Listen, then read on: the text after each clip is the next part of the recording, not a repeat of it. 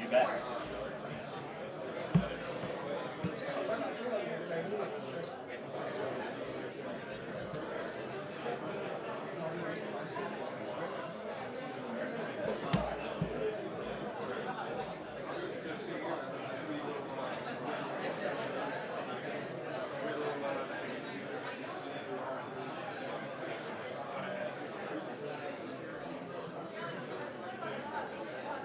Please ask everyone to please find their seats.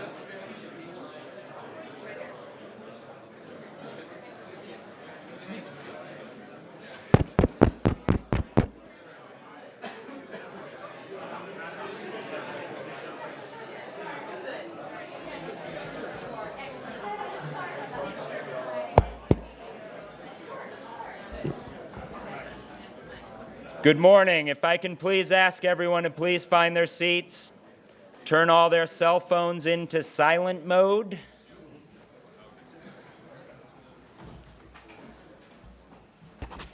Good morning. Let me welcome everyone to the campus of George Washington University. It is an absolute privilege to be able to host today's events. Let me underscore and note that it is a somber day given the tragic events that unfolded in Brussels. Just last week, we hosted the French Minister of Interior to discuss the Paris attacks and also hosted the head of their counterterrorism operational teams. And I think it further underscores the significance and the importance to have very strong bridges transatlantically between the United States and our friends and allies in Europe. So I think today's topic may be a little different, but I think it is still emblematic of the need for our continents to continue to work together on issues that not only face our own countries, but collectively face all of us. So I just wanted to underscore that this morning. But today, however, I think we have a very unique opportunity to hear from a number of leaders. When you think cyber, it's synonymous with Estonia. I mean, you literally cannot go anywhere and have a conversation related to cybersecurity, and cyber power without the country Estonia coming up. And we actually have the best and the brightest joining us today from Estonia to discuss what all of this means. Obviously, we have the privilege of hosting the Prime Minister, Taavi Rõivas, who's quite young, which I think is also emblematic of an emerging power in Estonia. And we also have a keynote from John Harris, who's CEO of Raytheon International. We have an incredible audience. Everyone who's sitting in this room today is a leader in the field. I just want to underscore one individual in particular, and that's the ambassador to the Estonian ambassador to the United States, Erik Marme. And let me also underscore that the relationship between GW, because obviously we've got nation to nation, we've got company to company, but academia also plays a significant role in ensuring the troika between industry, academia, and government are as strong as they can possibly be. And we have been a great beneficiary here at GW of working with the Estonians on cybersecurity matters. I've had the privilege of bringing through our executive MBA program a number of different cohorts of students to Estonia to learn from their government, to learn from industry. And I think I can say with absolute confidence they come back true believers in terms of where Estonia is going and what they're doing. So we don't have a whole lot of time. We're going to have to try to play timekeeper throughout the process, so I'm going to keep the introductions very brief. But Prime Minister Rõivas is serving in his second term as Prime Minister of Estonia. He's got a distinguished political career and has served as a minister. I feel like I'm a slacker given all he's done at his young age and the fact that I'm here at a university, but it is an absolute privilege to have the Prime Minister. And I'm also going to introduce John very briefly because John is the CEO of Raytheon International. I think everyone knows Raytheon is one of the leading defense industrial-based companies in the world. And they've been heavily invested and increasingly investing in cybersecurity. And I know John will discuss the relationship Raytheon has with Estonia, but more importantly, thank you everyone for joining us today. Mr. Prime Minister, the floor is yours, and I look forward to a very enriching day of conversation. So thank you. Thank you very much. Thank you.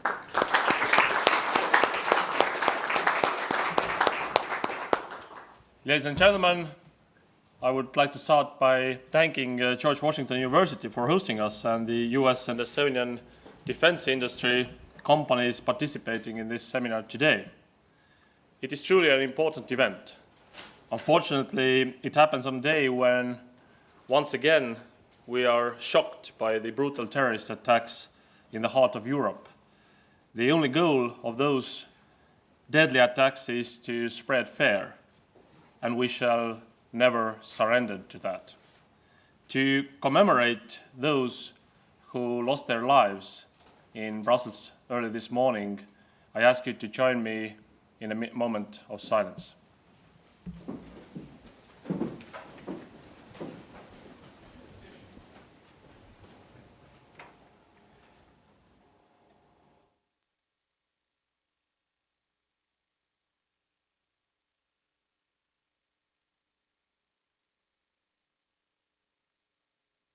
Thank you. The last couple of years will be written into history as the years of seemingly endless conflicts. The conflict is in Ukraine, the civil war in Syria. They are both ongoing. Even more so, these crises are amplified by growing challenges when it comes to migration, terrorism, cybersecurity. The line between civil military, government commercial, national multinational is only getting thinner. This is the backdrop that adds a lot of strategic weight to today's seminar. We are here today with one specific goal in mind: to enhance defense industry cooperation between Estonia and the United States. For me, it is important for many reasons.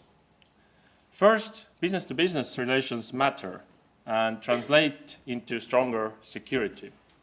Business relations are always two-way.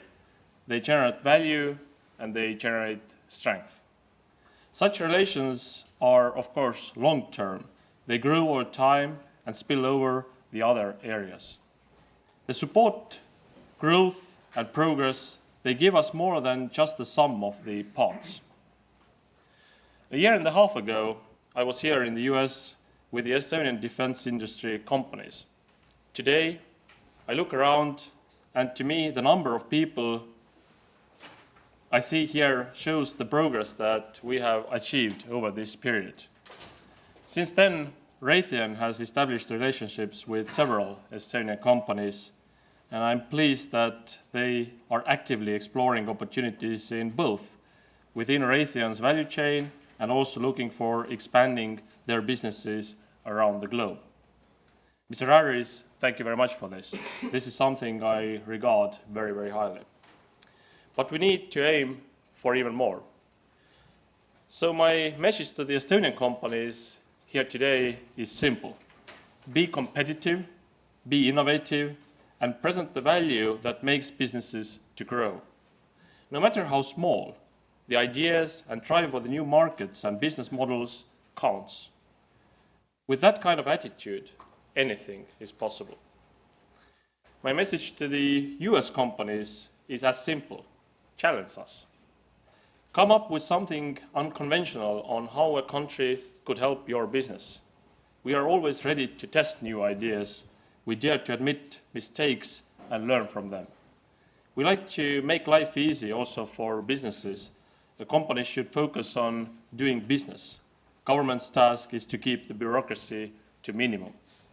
Estonia does have the most competitive and transparent tax system, and our key driver is flat income tax rate with very few and very limited exemptions. And corporations do not pay income tax if they reinvest profits. So you're welcome to join us in Estonia with those benefits. So what can we offer to each other? In my view, the value of the US companies is the opportunity of scale, new frontiers, new technologies and techniques. After all, 7 out of 10 top universities are here in the US, and I'm delighted to be at one of the very distinguished universities today. The Estonian companies, however, provide an opportunity to stand close to something new and something different. The Estonian mindset is valuable: work hard and the most efficient way. Technology helps us to achieve that. In cooperation with the public, private and non-governmental sector, we have made life simpler. Instead of filling government forms or wait in line at the doctor's office, you can use your time to live the life. As you know, Estonians use smartphones to get just about anything done online, from children's grade to health records to internet-based voting to declaring taxes. Let me remind you that it takes 3 minutes on average to declare your annual income online. I have heard complaints that it's too simple and people worry if they have missed something. I can assure they have not. It's just that simple. We are founding member of Digital 5, the group of most advanced digital governments in the world. And going digital has allowed us to punch above our size and weight as a state and as an economy. It has led to a strong ICT sector and startup industry. Probably all of you are aware of the story of Skype, but we all know that their first major breakthrough from a startup to becoming a part of eBay happened almost 10 years ago already. Estonia has now become a hub for tech-based startups. And I'm pleased that here today with me is one of them, a company called Mooncascade. They are from the team that built Skype. I'm sure that with this experience we can expect new solutions that will change the world. I'm also pleased to introduce Defendec. They already provide border surveillance solutions in more than 30 countries all over the world. And instead of building walls, I would suggest to contact the Defendec team. We have also learned over the years that in digital society, you always need to address privacy and cybersecurity issues. E-Estonia is built on trust. And let me make it absolutely clear, there are no backdoors. So privacy protection and cybersecurity have become critical elements for everyday functioning of our society. We have invested immense amount of time and money into building up world-class competence in these areas. Our resilience was proof tested in world's first cyber attack against the state in 2007. We successfully defended the attack. Together with the expertise and strong tech sector, we have turned our experience into knowledge and export our know-how and unconventional solutions to other sectors and countries across the globe, from Finland to Mexico, to Oman, to Japan, to the US, of course. Guardtime, a company that's with us here today, is a good example of that. They want to ensure the integrity of the world's data, systems, and networks. They have innovative blockchain-based technology to do it. Ensuring integrity of your systems and data will be a dominant trend and driving force behind the growth of digital economy and cybersecurity. we all shall be following their immense takeoff with a great interest. Cybersecurity must also be tackled from a strategic point of view. PhD laboratory has an immense experience on how to enhance the resilience to cyber threats. They conduct strategic and more technical exercises to build awareness in this field, both the public and private sector.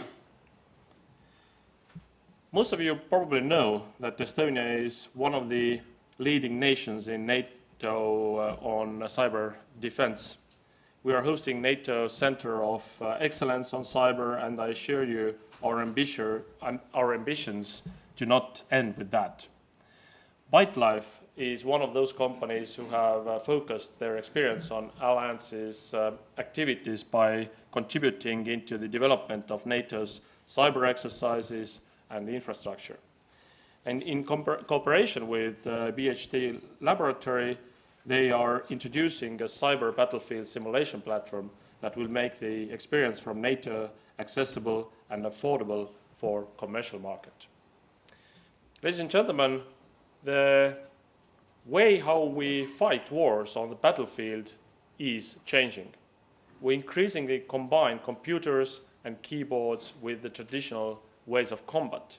And I'm pleased to introduce the work of Milrem. They are transforming how the future wars will be handled on the battlefield with unmanned ground systems on the tracks. I'm sure that many of these platforms will be carrying Milrem's logos in the future. Estonian defense industry, and Triod particularly, is focusing on the unmanned revolution in the aircraft system industry. I'm delighted that they announced a joint marketing partnership with the MAG today, a leading provider of manned and unmanned services worldwide. And last but not least, I'm pleased to introduce Skeleton, a global leader in ultracapacitor technology. They are one of the fastest growing Estonian tech company, which will impact greatly the defense, aerospace, and auto industry sector. To conclude, I want to emphasize the strong and enduring relationship between the United States and Estonia. US engagement in our region's security runs deep. Estonia is an effective and reliable ally for the US in advancing peace and stability in Europe and beyond. I'm more than sure that this seminar will strengthen our close cooperation, and perhaps the next event will take place in Estonia. Thank you very much.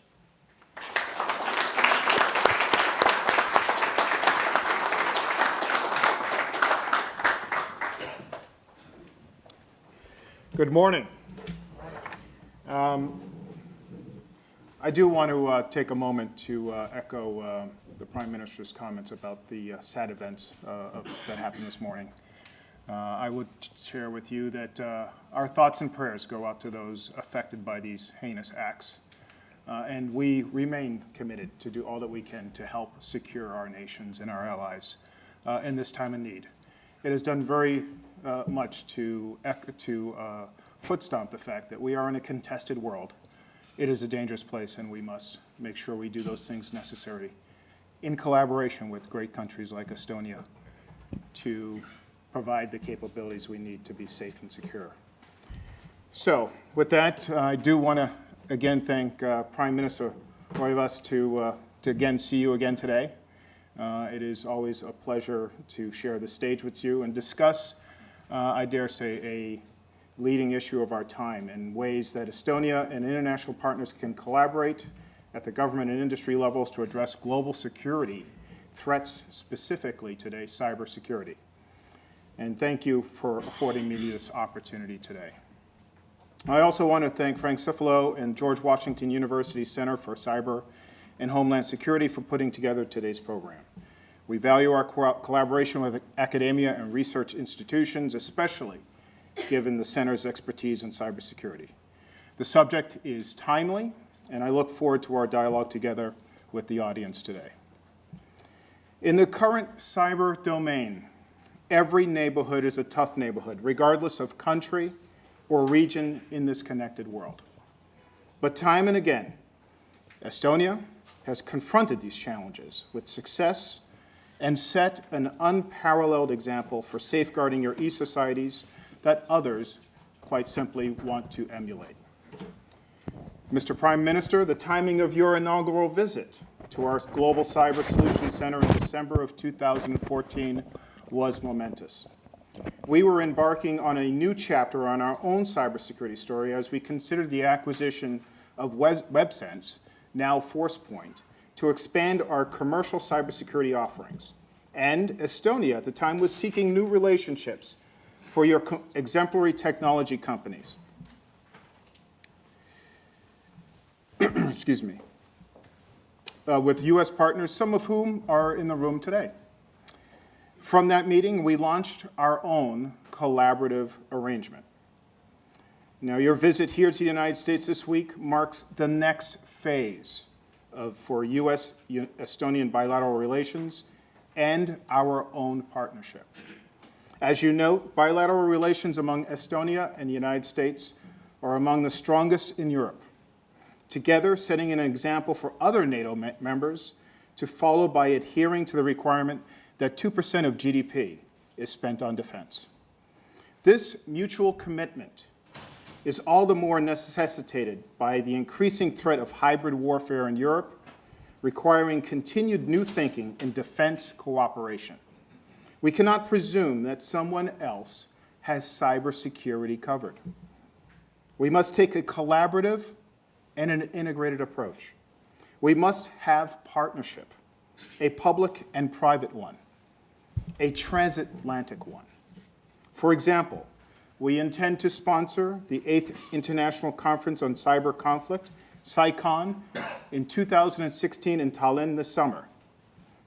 The hope of the conference is to expand thinking among NATO partners and responses to key cybersecurity threats around the world.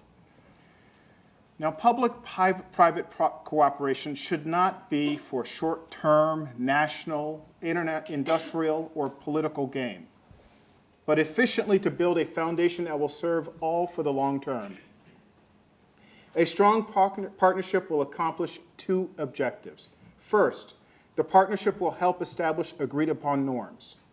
We must take action collectively because our networks and our economies they support are interdependent.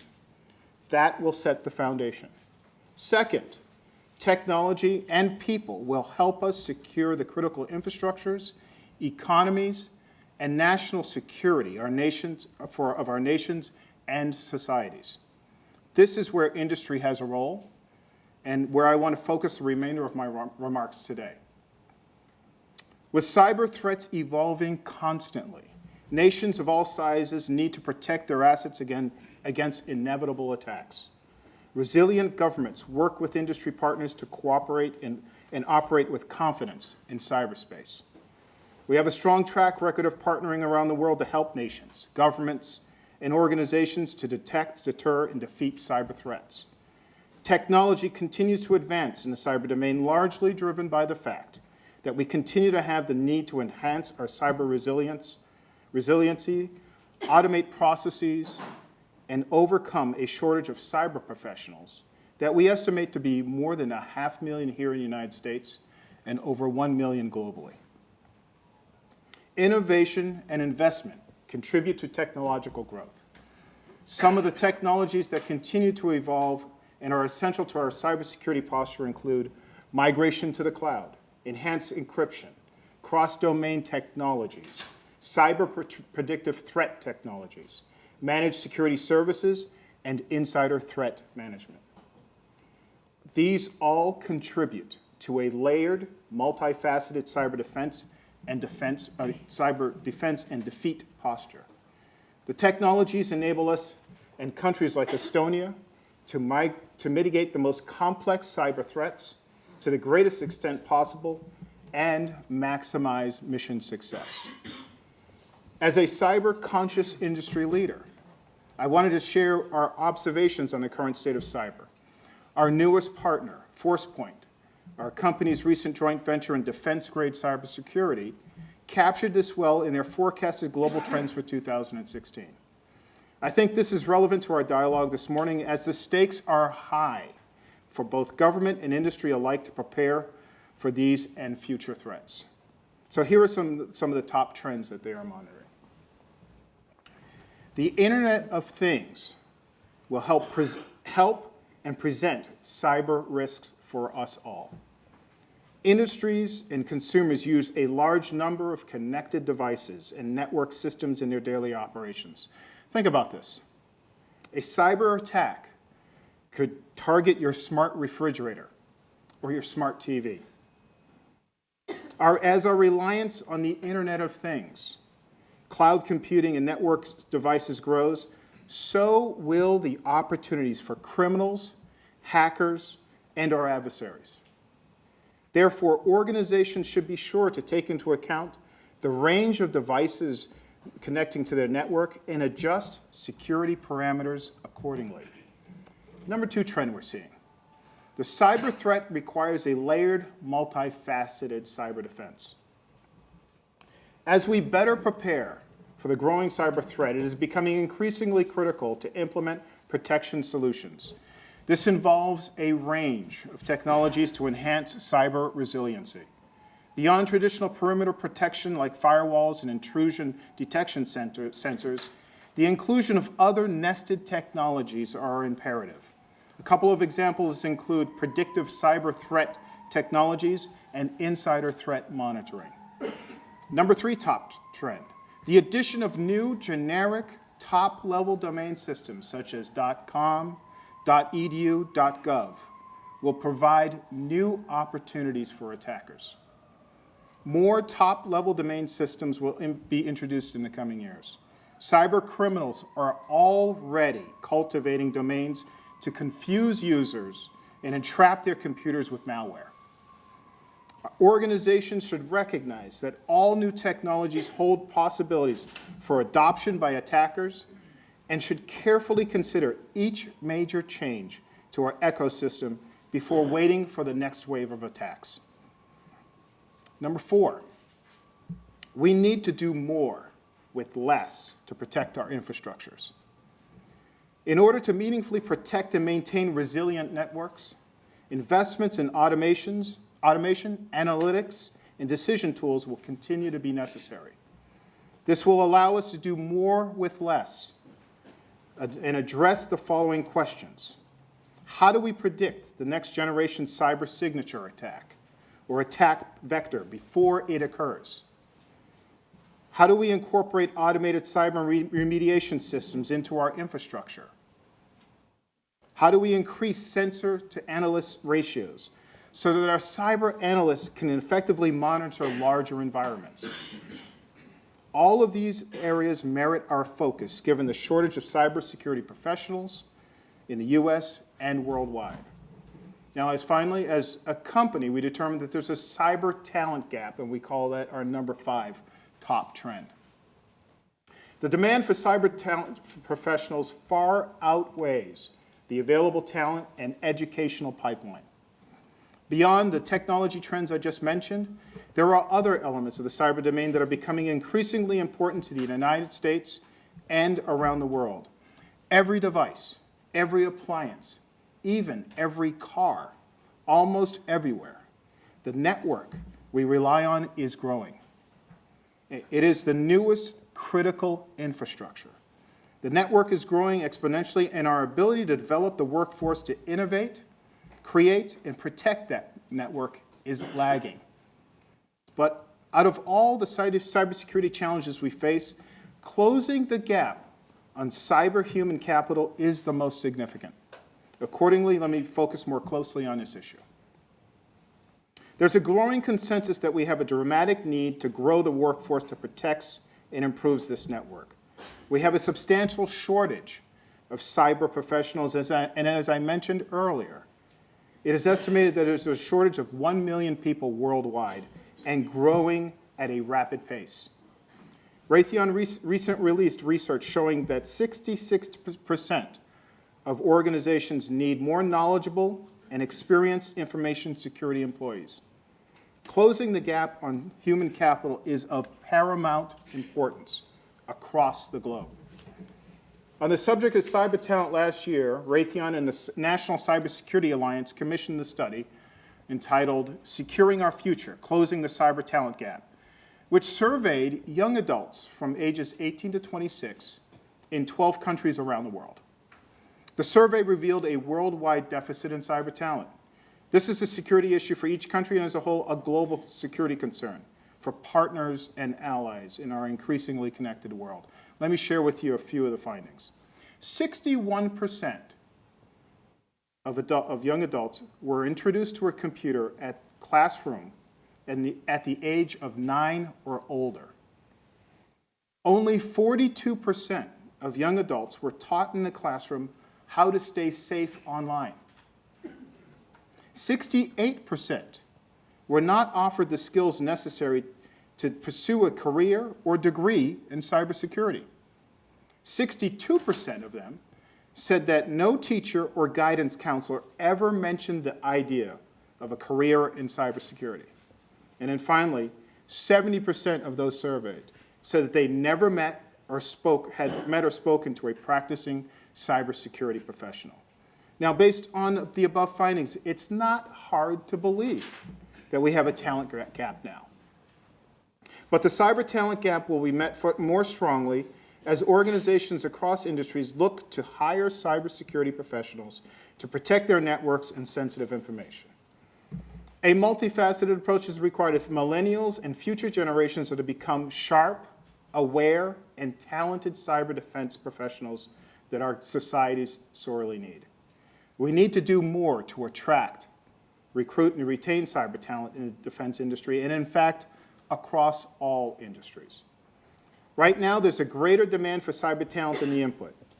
And as a consequence, Raytheon has been committed to growing that input through innovative hands-on cyber defense trainings and competitions. The nation's largest competition of its kind, the National Collegiate Cyber Defense Competition, presented by Raytheon, provides college students with the opportunity to test their skills by protecting a network against cyber threats. The competition is staged like a real business. To win, students must keep a business running while fending off constant attacks. In the 2016 tournament, will bring together more than 2,000 grads and undergrads from 180 colleges and universities to compete. Another way to reduce the cyber talent gap is with relationships with academia. Our relationships with many universities, including the connections generated through the National Collegiate Cyber Defense Competition, enable us to better shape the cyber curriculum while increasing student throughput. We've invested significantly in developing end-to-end cyber curriculum to both be used internally and with our customers. For example, we've helped shape numerous university cyber programs aligned with the colleges of engineering and computer sciences. At the University of Central Florida, we recently helped with a proposal that helped approve to add 7 new faculty members to the organization. The idea is to accelerate growth in cyber professionals by providing efficient avenue for students to shift their focus to the cyber field.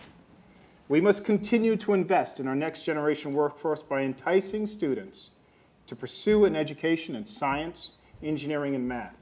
And we must show them that job opportunities exist today and more will come in the future. With 3 decades of cybersecurity experience and leadership, our company is strongly compelled to help others grow critically in this area. This has led to the formation of a strong partnership we maintain with nations like Estonia. In closing, our relationship with Estonia is an example of a strong and growing public-private partnership. Over the past 15 months, we've engaged in significant discussions with some of your notable companies such as BHC, Defendec, and GuardTime on ways to foster business-to-business collaboration on a global scale. We look forward to deepening these discussions and beginning new ones with others here today. However, to tackle the real challenges that confront all of us in the cyber domain, we can go one step further by leveraging our expertise in cyber skills development, as demonstrated in our partnership with the National Collegiate Cyber Defense Competition and Estonia's support for Cyber Olympics. Working together, governments, universities, and industry can heed the call to action and cultivate the next generation of cyber professionals to develop the technologies to help keep us secure. I hope the discussion today will further serve this charter. Thank you very much.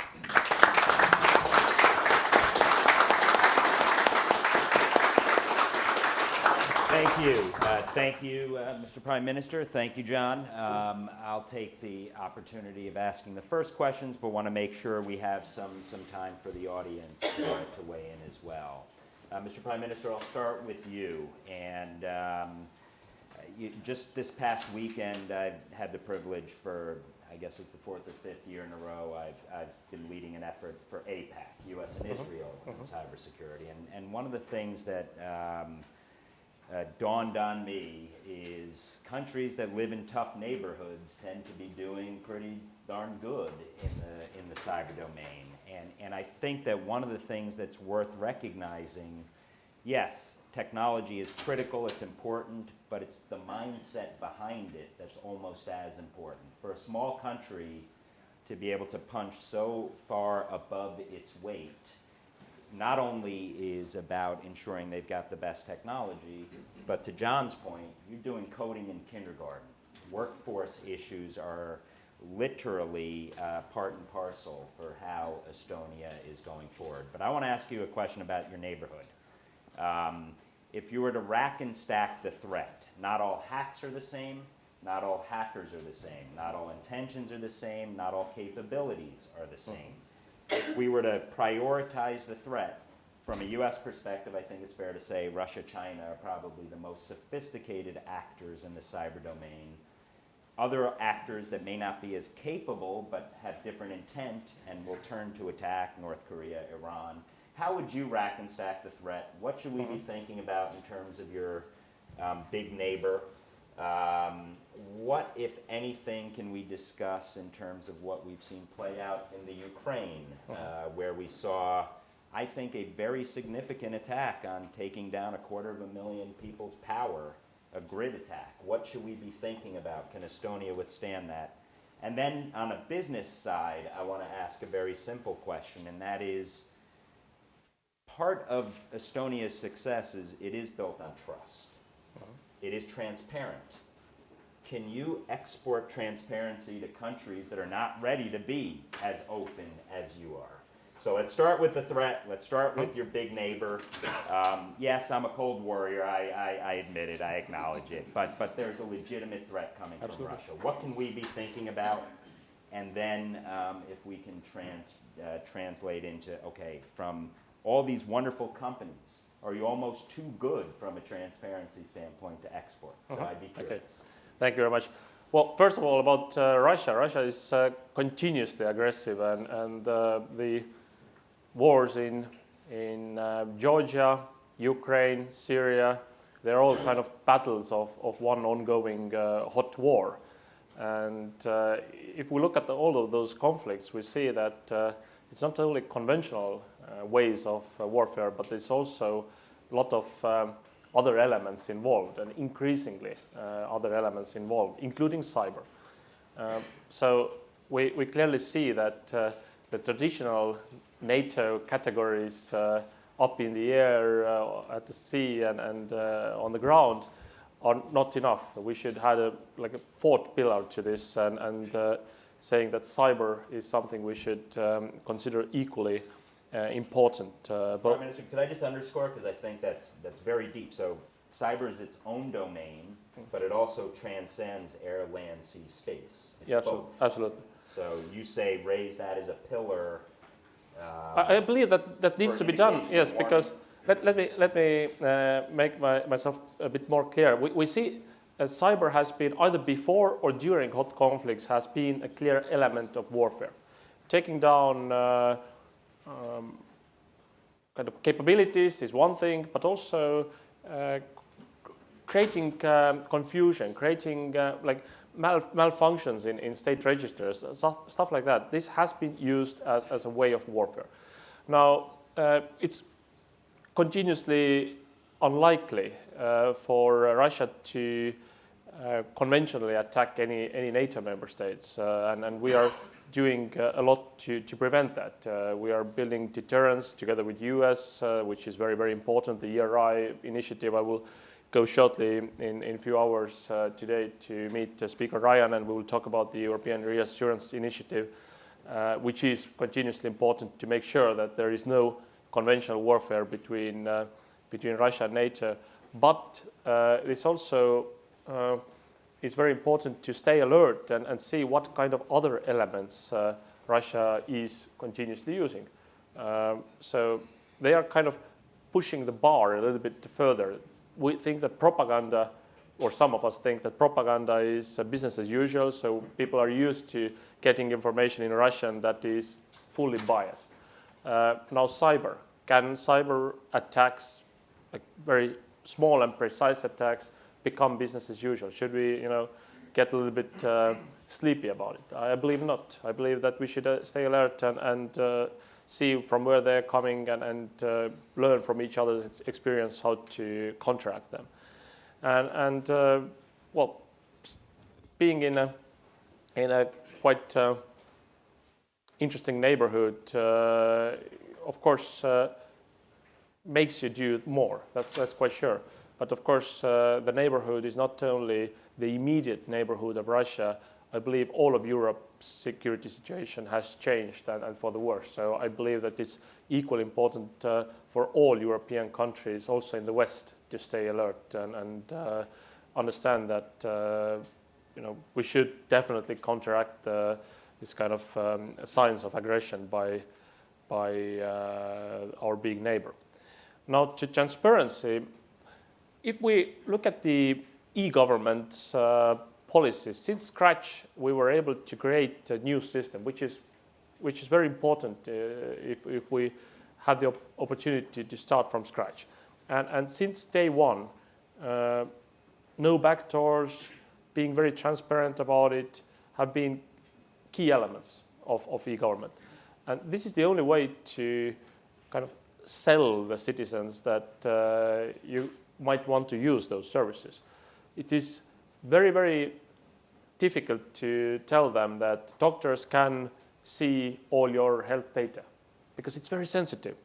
But the way we did it was we made it possible for every citizen to log in to their own health data and see what doctors have written about them.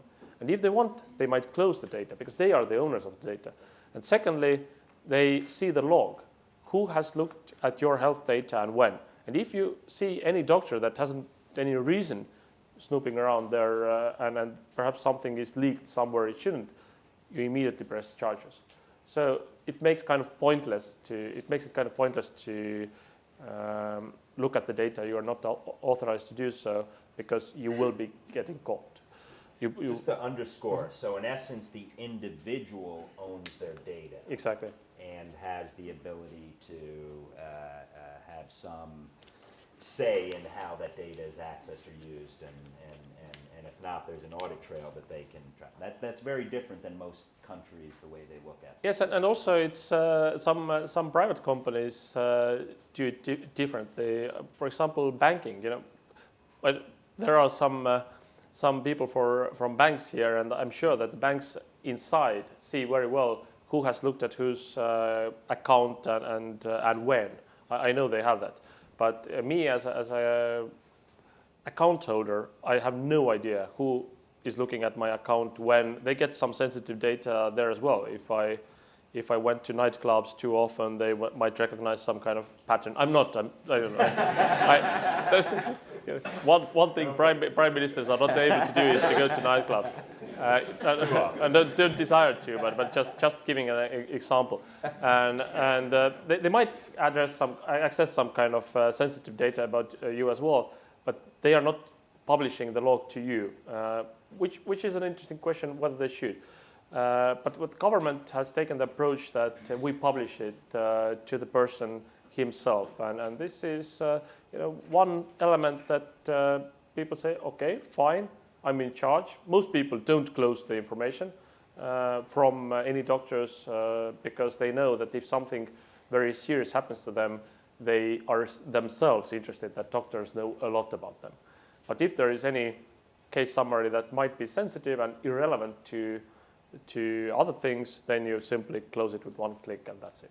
So e-government, e-solutions, they have to be built on trust, and we have to make sure that no backdoors, no one, I mean, no security agency, no court, no police, no one in Estonia can access the data at any circumstances. So it's easier that way to advocate that this is reliable.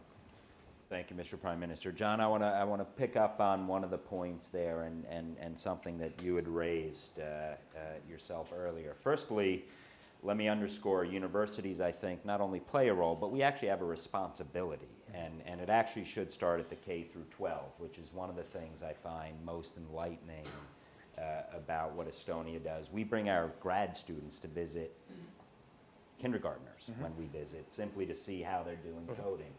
But, and I might also note, we have two of the finest academic institutions in Estonia, University of Tartu as well as Tallinn Technical University. So it's also at the higher education level. But one of the things we struggle with is, yes, we need more computer scientists. We need so many more. We need more electronic engineers. But we also need to take cyber into all existing disciplines. So you can't study international affairs and not have a cyber diplomacy track. You can't study law and not understand cyber today because it's inextricably interwoven with where we're going. You can't even study medicine since all our public health information is tied up electronically. So what is that right balance between that? And I'd be curious also, why did you go to Estonia? I mean, Raytheon, we love where Estonia is. And the truth is they do punch far above their weight. But they have scale limitations. What did Raytheon see in terms of why you built this partnership? Yes. And then you can ask the workforce issue, because Okay, I think sure. we've got both. Sure. That's one. That's an issue.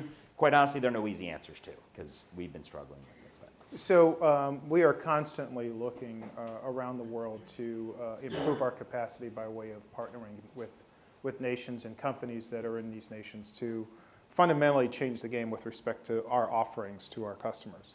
And Estonia is a country that very quickly rose to the top because it is a tech-savvy country. It has the ability to generate new ideas and thoughts and approaches and perspectives to solving problems, and fundamentally a country that has proven with a significant nation-level attack an ability to not only to detect, deter, but also defeat sophisticated threats. That for us was of significant interest, and our thought was, wow, if they can do that, what might we be able to do together? And it was about that potential for connecting the scale that we offer, the number of other countries that we do business with, and to bring to bear the capacities of Estonia.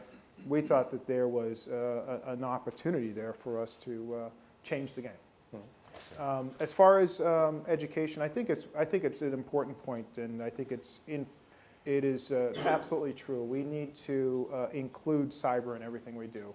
One of the things we've done as a company, we require all of our employees to go through cyber training so that they understand what is cyber, the ramifications, but more importantly, how does it connect to their day-to-day life? And because this is about, a lot of this is about giving people the opportunity to make informed decisions.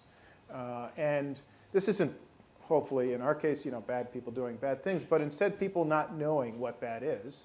And as a consequence of clicking on an email, creating grave harm to either their network or possibly even to their nation. So we start with all of our employees and we give them training. I think it's also an important thing to do that in the classrooms. When we did the survey and found out the first time a child saw a computer was at age 9, I find it shocking. In a world where there are opportunities to connect young people to computers from day one. And so I think it is one of those things that we need to fundamentally, as part of continuing to evolve our educational system, to see if there's a way we can, in a sense, change the pace and the time at which we engage our people, to give them a sense, one, what's out there, but two, the potential they might have in contributing to that overall space. The other piece I would say, Please. while I absolutely appreciate the tough neighborhood that Estonia is in, we are all in a tough neighborhood. Absolutely. We underscore that. And again, it rings true today, with the heinous acts that were perpetrated on innocent people. I fully underscore and recognize. It's less frank. It's around this whole thing of we are so connected, and that's the piece people don't even recognize how connected we are.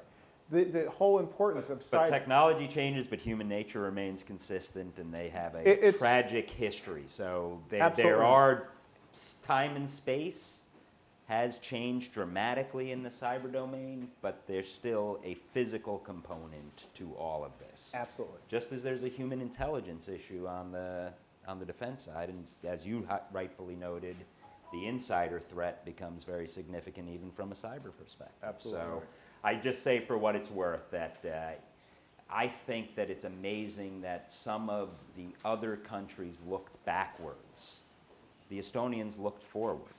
In other words, they didn't that is the complain piece, about when you how get hard they had it. When you get back to the question of why, to see a nation band together, not only have put in place the infrastructure, but were forward-thinking enough to recognize that they were in a contested environment and put in place, and then actually detect and defeat, that is fundamentally a game changer for all of us to see a nation to be able to do that. And again, a reason why it's an absolute certainty that we'll continue to grow our relationship with Estonia. Absolutely, and I want to allow some time for questions, and please raise your hand. We have only about 10 minutes, so we'll start with Mike, and then we'll go to Paul, and then we'll go to there. Okay, so. Mike Nelson, I work for Cloudflare, which is a web security firm, also teach at Georgetown. One thing you've talked a little bit about is information warfare, trolling, disinformation. Clearly there's lots of examples of this. Estonia has been a victim of all sorts of trolling, as is the Washington Post. We also have jihadists recruiting online. Would you advocate some kind of censorship or filtering, blocking of these sites? Or what is the right answer when it comes to stopping bad people from sharing lies online? And Mike, if I can just ask for clarity, are you asking for what should be done vis-a-vis social media, Twitter, Facebook? All of that, as well as comment sections in the Washington Post, blog All the way posts. to comment sections, Yeah, okay. because there's a lot of garbage out there. A little different, but Prime Minister. Well, I believe in free media, and I believe in the answer being the truth by the free media.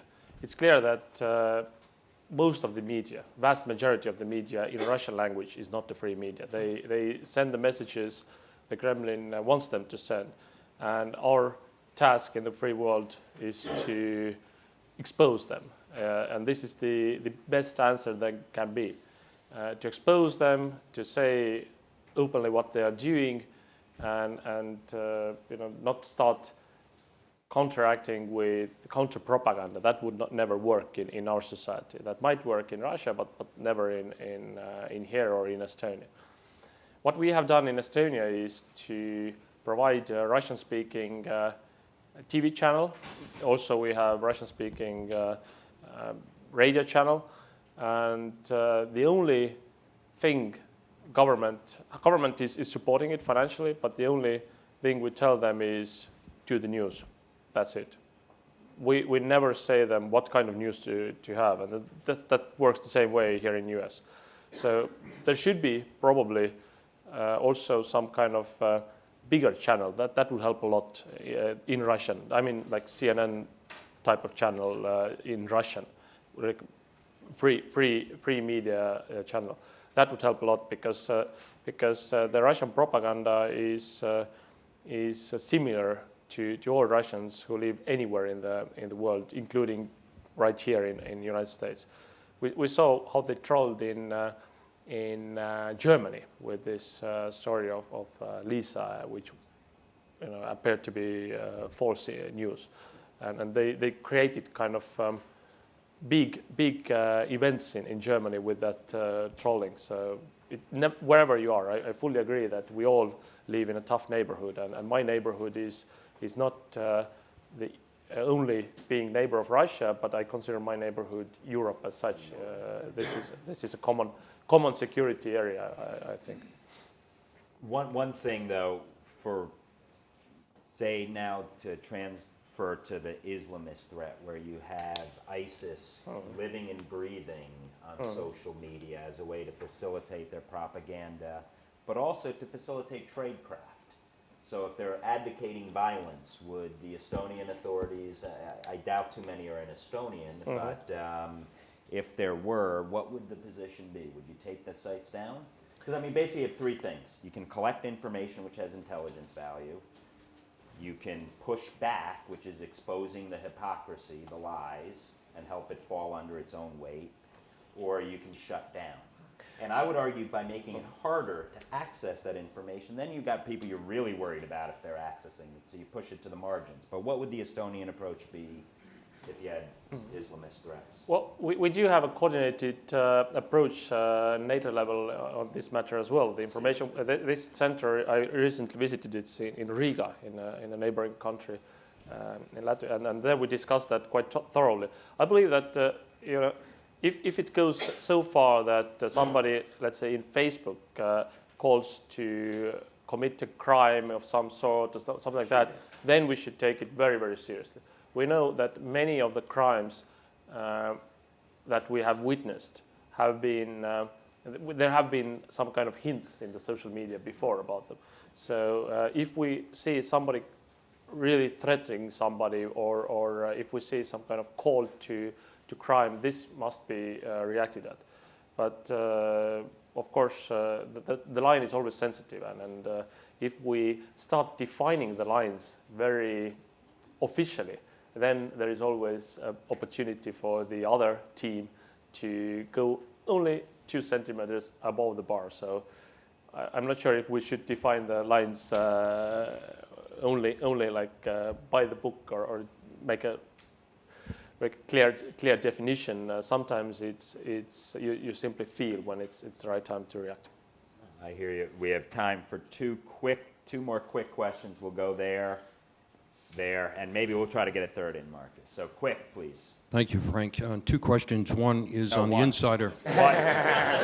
Okay, insider threat. What's your assessment of your efforts to beef up your counterintelligence since the SIM case? How is the NATO Counterintelligence Center contributing to that? And do you see the compatriots abroad strategy of Russia? You're up to 3, man. All right, let's get Chuck quickly, and then let's get Marcus. Let's try to get everyone in real quick. So.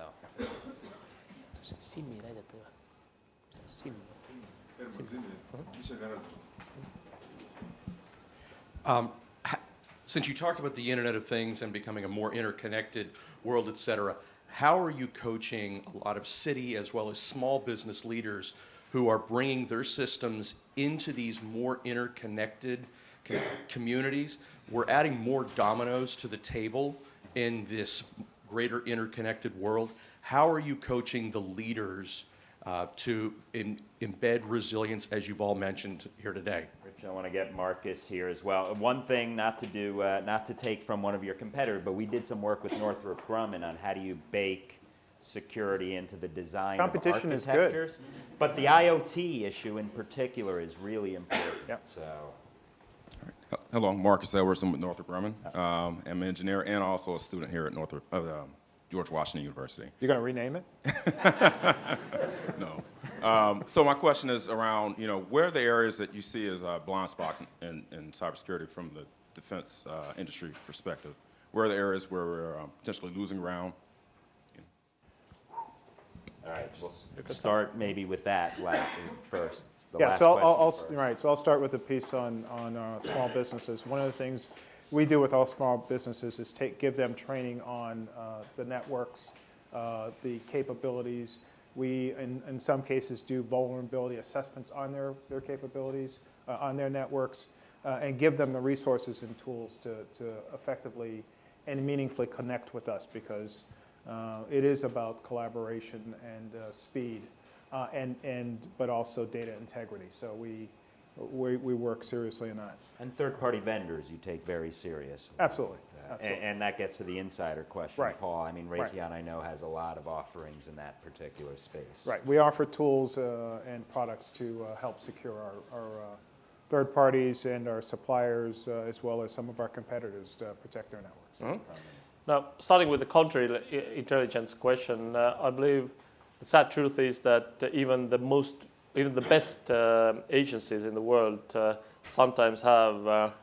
We've got one hanging out nearby. Yeah. So sometimes it might happen even to the best of us, but the important thing is how we deal with it. First of all, of course, they have to be brought to justice. They have to be convicted.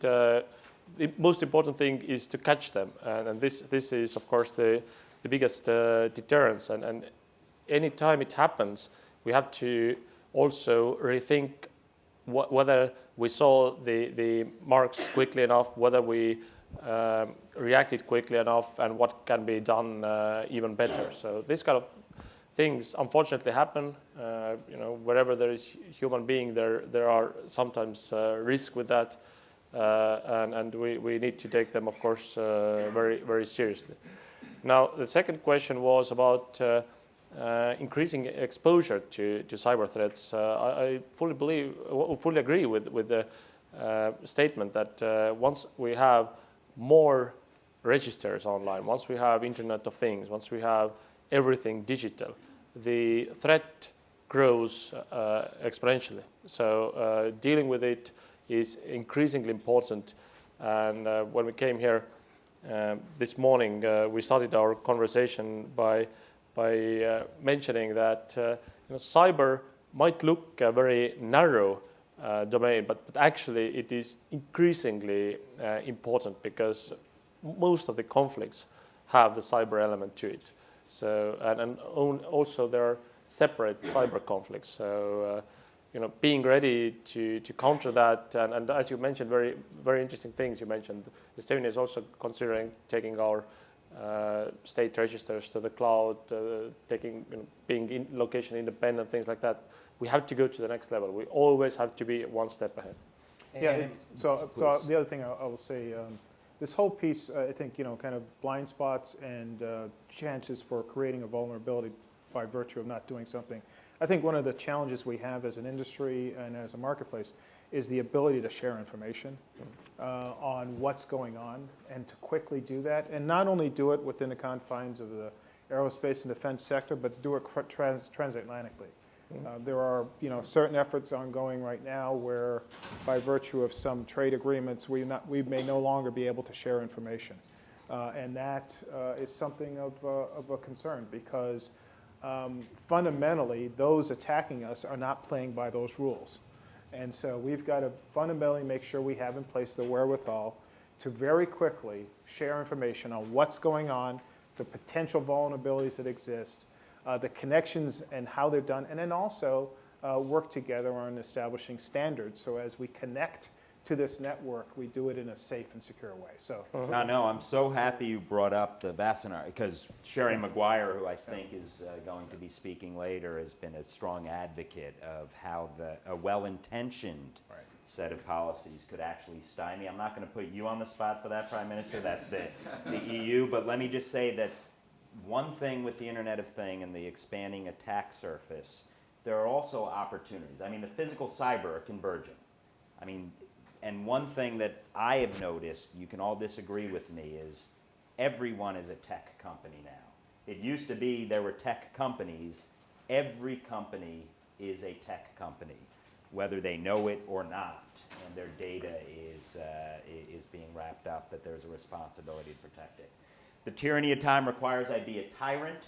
Please join me in thanking our Prime Minister. Thank you.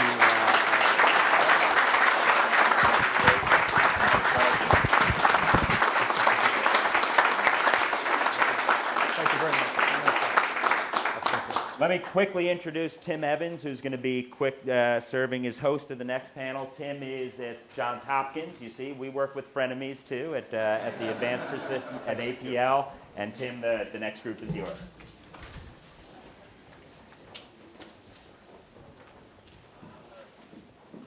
What's that? That's why. Yeah.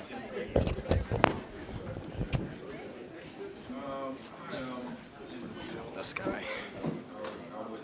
Got it?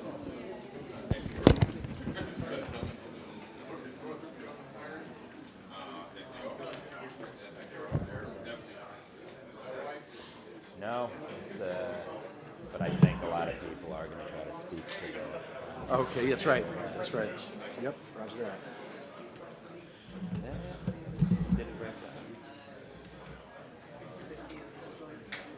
Yeah, it should have, but we've got a lot of time, a lot to cover in a short period of time.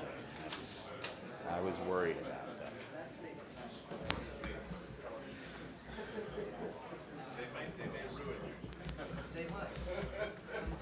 In the interest of time, if I could get my next speakers, we've got 4 of them. Martin Rubel from the Senior Vice President of Guard Time, and Randy Bishop, if we could get you to sit up here.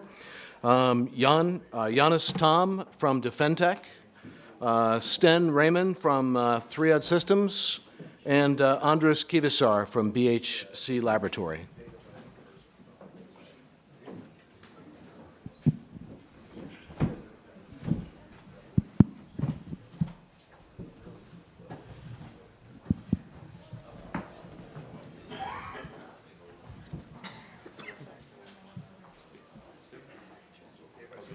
I think if somebody sees Janis Tom, do we have?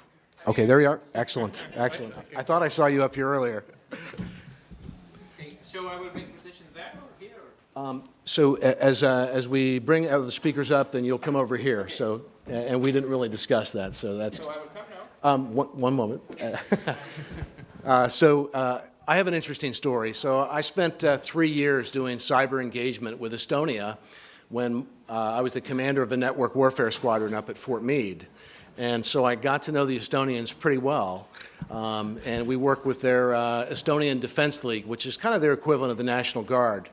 Well, became good friends. Eventually, I got married in February of last year. And my wife and I, the year before, had gone to Estonia for a little vacation. And Johannes Kurt, who's a parliament member in Estonia, had taken us down south to his summer cabin. While we were there, he took us to the border to show us the Russian border. And he said, oh, look, here are some cameras that the border guard uses to kind of watch the border. And so, of course, being a smart guy, I went over and I kind of waved at the camera. Within 5 seconds, Johannes had a call on his phone saying, who are those people and what are their intentions?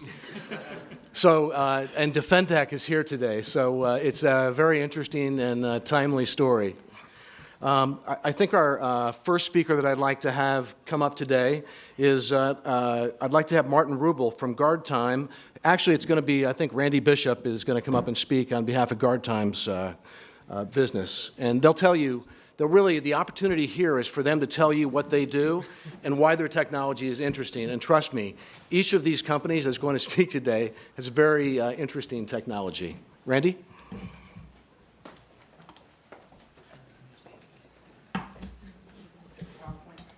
Yes.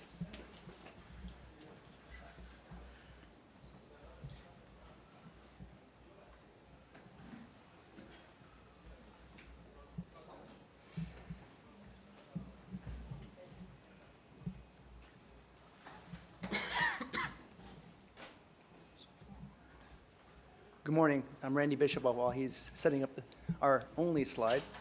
I'm a fairly new employee at Guard Time, and I'm proud to be here representing them. I represent the pointy end of the spear in the federal sector.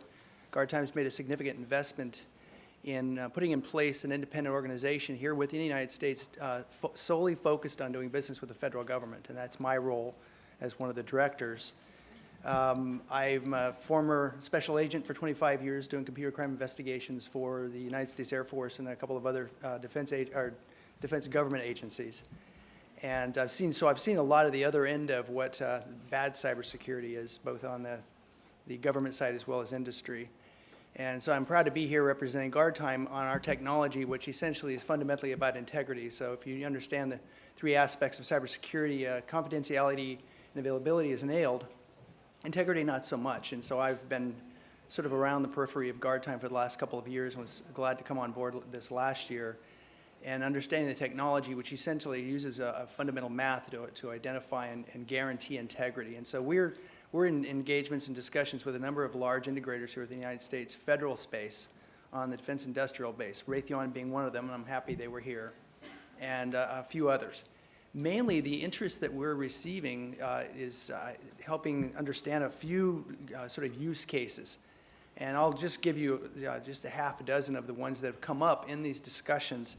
One of is digital supply chain, and the guarantee of using math to guarantee the integrity of data is so scalable both on a utility side as well as mathematical.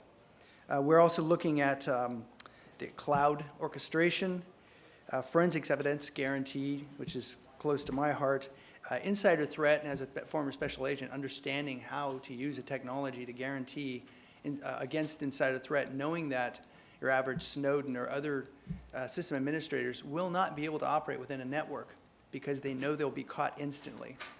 The attributes that we guarantee are not only just if you understand blockchain and something contributing to an industrial blockchain, but we also guarantee identity and time. And that's what sets us apart, is that we can identify and attribute an action right down to a time and a space to an individual. The other things are also data loss prevention using our technology. We're in a lot of discussions with cloud providers as well as other government agencies that want to prevent data from being lost, not just knowing that it was lost, which is most cybersecurity technologies. They'll let you know the horse is out running down the street. We will prevent it from leaving using our technology. Guard Time Federal here in Old Town Alexandria, we are the portal to get into the KSI, the keyless signature infrastructure for the federal government. And I'm happy that if anybody wants to reach out to us, I'm that guy. And I'm glad that Martin invited me to come speak and gave me an opportunity to talk not only with the Estonian companies, which I'm really interested in, one of which here protected my life in Kabul, Afghanistan for a couple of years, and I'm glad they were there. I identified their technology pretty quickly when I walked in the door. But just a partnership as well as some of the NATO involvements this summer. Looking forward to participate with that. And then also teaming with some of our large partners here in the United States, and Raytheon, Lockheed, Boeing, a couple of others that we've been talking to, as well as Leidos, who's a great partner. And I think, if there's any opportunity to talk to anybody here today, I'm happy to do it. I really enjoyed the business-to-business opportunities for us here today. And that's all I have.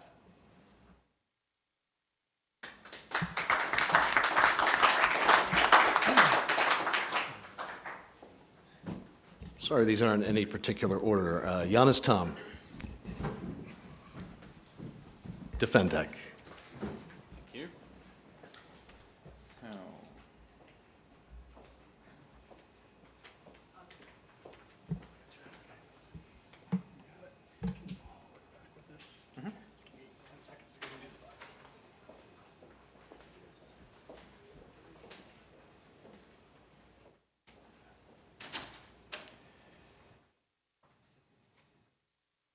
Hello, I'm Janis Tam from company Defendec, and we have developed situation awareness system SmartTech.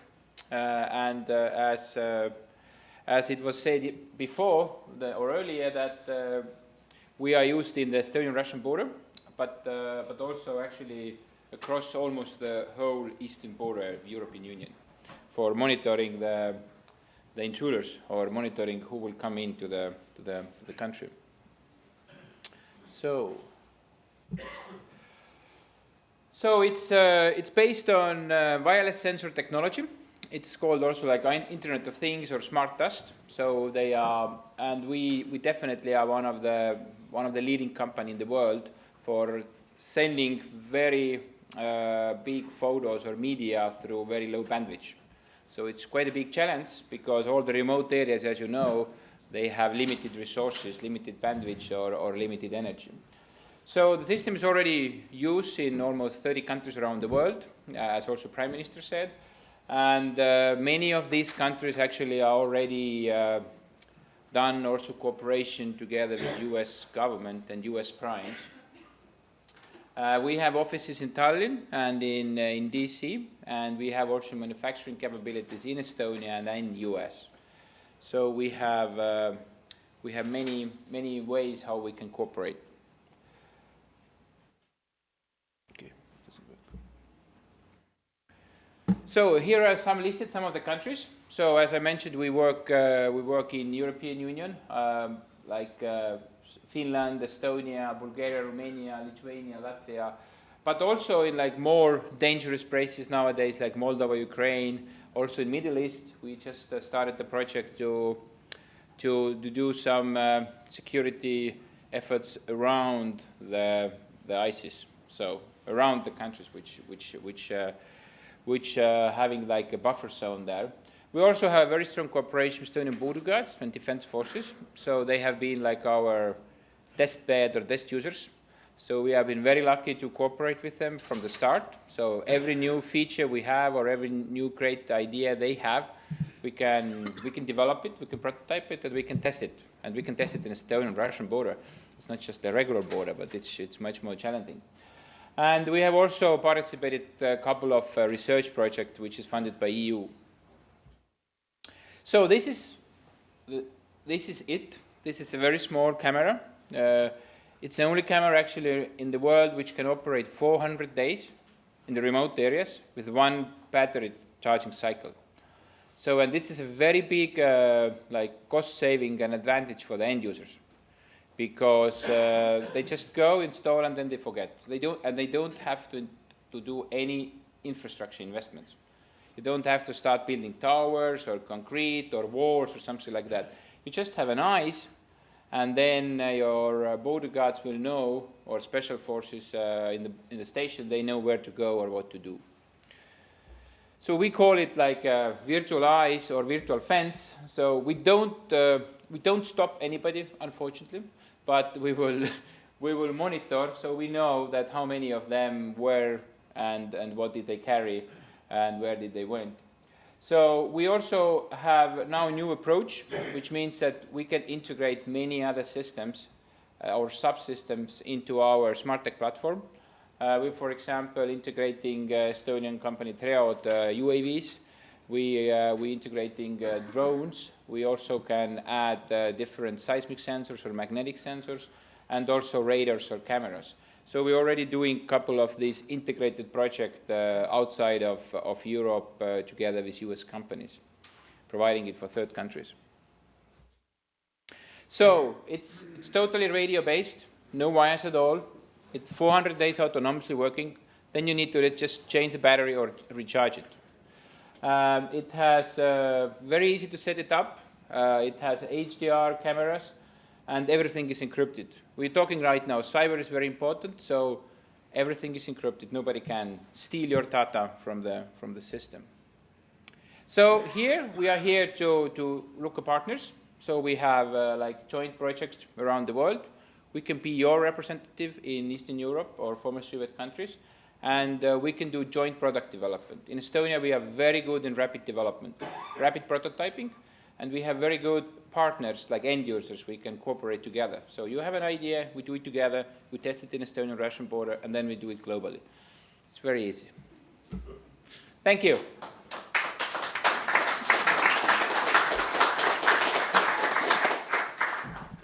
I'd like to welcome up here Sten Ryman from Triad Systems.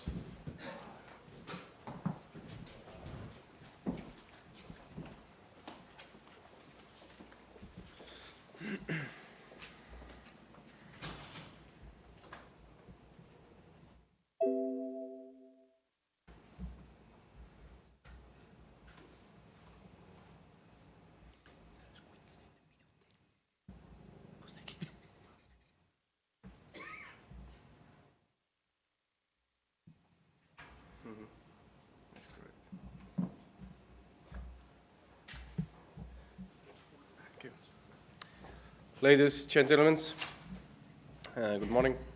I'm Sten Reimann, CEO of Triad Systems.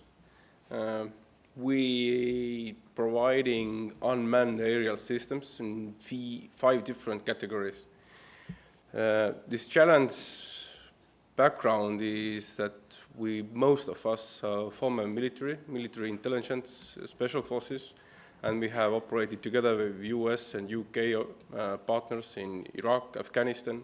We have used UAVs long years, but now coming back home, looking our competence of mechatronics, especially from Tallinn Technical University, and our operational experiences was clear that there is something what we can improve and do ourselves and provide new technical solutions. What is going on in the field of UAVs, unmanned aerial vehicles, at the moment is smaller platforms collecting more information and providing information support for decision making to the troops and to the units and in the areas like also in commercial sector to who don't have this access before.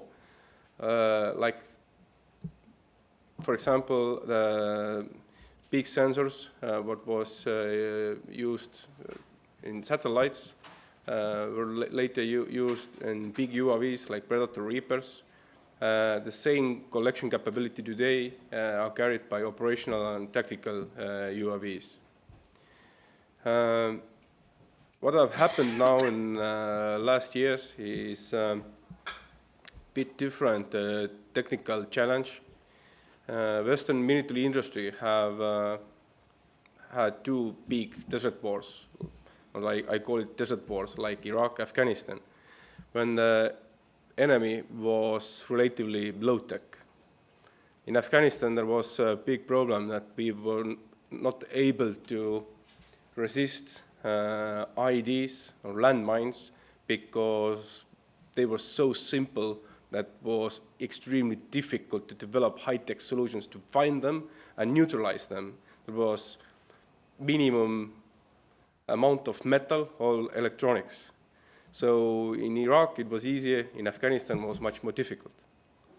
At the moment, in the situation when Russia have clearly expanded their aggression, and taking example Ukraine, Eastern Ukraine, Russian Federation is using multiple electronic warfare equipment, including signal intelligence, counter UAV capabilities, and Western military industry have to be capable to resist this counter UAV equipment, radars, missiles, and it's challenging basically secure communications, navigation, and we have to provide the minimum footprint, in the signal footprint and thermal footprint in the air. So, for example, now talking about secure communications, NATO Cybersecurity Center in Estonia will have a scenario in April how to resist or operate the UAV security solutions. So this is totally accurate topic. And to have an overview about Triad different systems, you can easily find us or our website and make contact. So I will not introduce these in details. But happy to be here in the United States. Our partnership is deepening. We are using different subsystems in our UAVs. We're buying from the United States data links, sensors, what we integrate to our UAVs. And together with Mark, we have now practical experience to support international operations. So Mark GS is our main partner with whom we signed contract today. Thank you.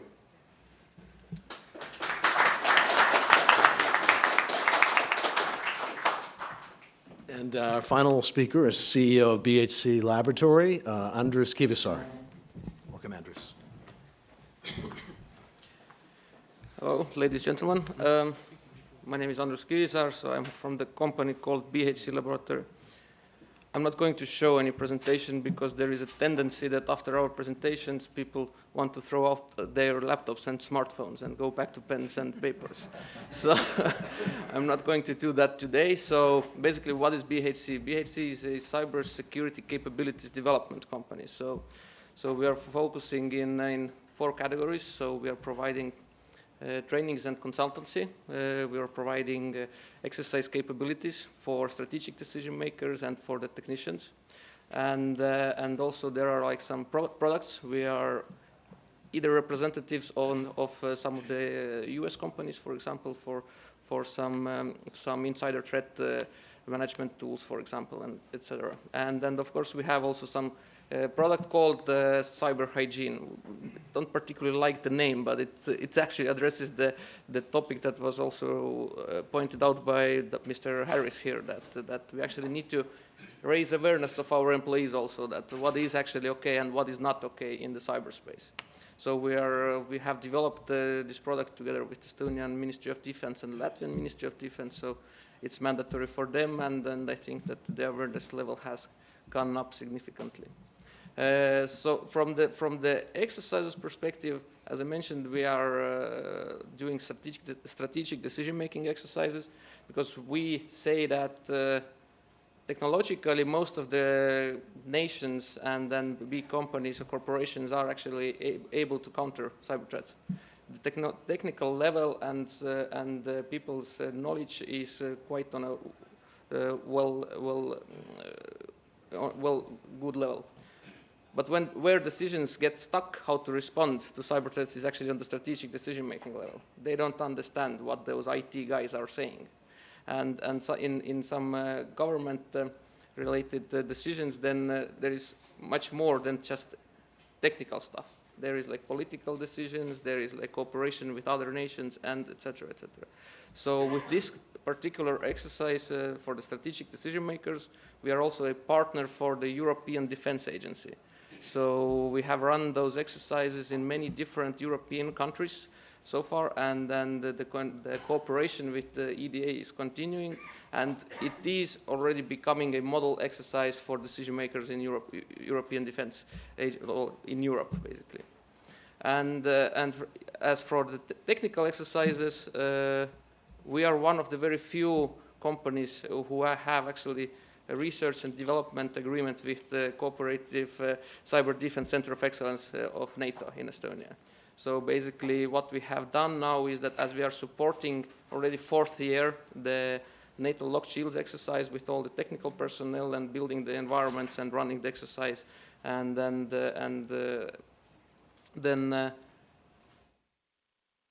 what we have done is that we took that knowledge and we put it into we call it a cyber range platform. It's a cyber range which has the knowledge that we have gained throughout those years, and it also has some game nets or scenarios already implemented into that. So what we did is that we took actually the commercially not available knowledge and experience, productized it, and made it commercially available for commercial companies and even, let's say, to mid-market.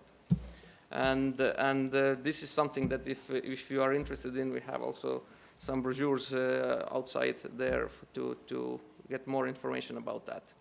And yeah, from the US perspective, I think that definitely there is a possibility for the cooperation in those categories, like the strategic decision making and also the cyber range exercises, so that we would be more than delighted to have those conversations, and if we could offer some services from our cyber range knowledge center to enhance your already implemented cyber ranges or planned cyber ranges, then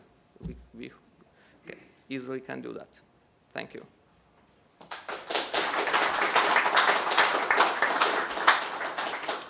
So we have a couple extra minutes. So it's kind of interesting what we heard this morning from the very beginning with John Harris about collaboration with Estonian companies and the value that that brings to the table. I mean, we heard even a couple of our speakers here talk about, working with the NATO Center. Well, guess what? That collaboration opens doors in both directions.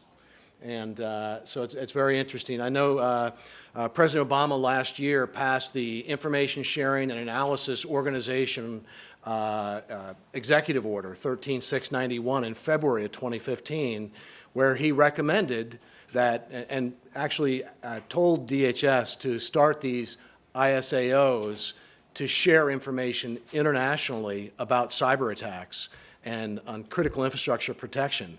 It's very fascinating because guess what? That's another way, in addition to business collaboration, that we can share that information to get those relationships started. So you gentlemen have quite a bit of experience on both sides of the Atlantic. What do you see as, how do we continue to foster this collaboration? I mean, this is a great event, but it doesn't happen every day. So how do we continue to foster those things, not just with your companies, but with other Estonian companies and other U.S. companies? I'll start at the end there with you, Randy. What do you think? I mean, so you work with the federal government here, but with Estonian initial technology from the other side, that's probably the hardest thing to do, I think. So It has been. I think one of the benefits is that we brought on board to the Guard-Time Federal folks like me that have extensive experience within the military and the federal government, so that we understand the intricacies of doing business at the federal level. Not only understanding, I've got a command voice. Not only understanding, the sort of the culture of our customers, but also the problems that keep them awake at night.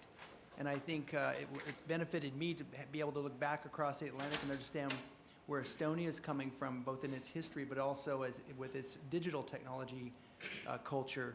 It's made it easier for me to turn back around and pivot to our federal customers and to help them understand not only the utility of the technology, but also that we've solved a lot of problems on the other side that we can actually bring to bear within our defense industrial base here. So we took our experiences, we've established a relationship with the Defense Security Service, so we get our facility clearances.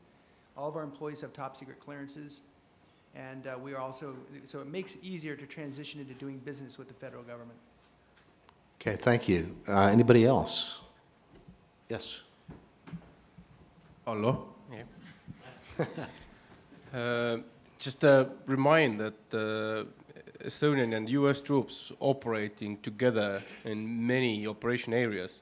We are operating together. We have comrades, we have our friends who are living here in this country, with whom we have shared tent or kitchen or very small bases somewhere in Musakala or Novzad or Abu Ghraib next to Baghdad. So, and educationally, Estonian officers studying in US War College, multiple other military academies. So we have quite often exactly the same know-how background. Our tactical procedures on the battlefields are same.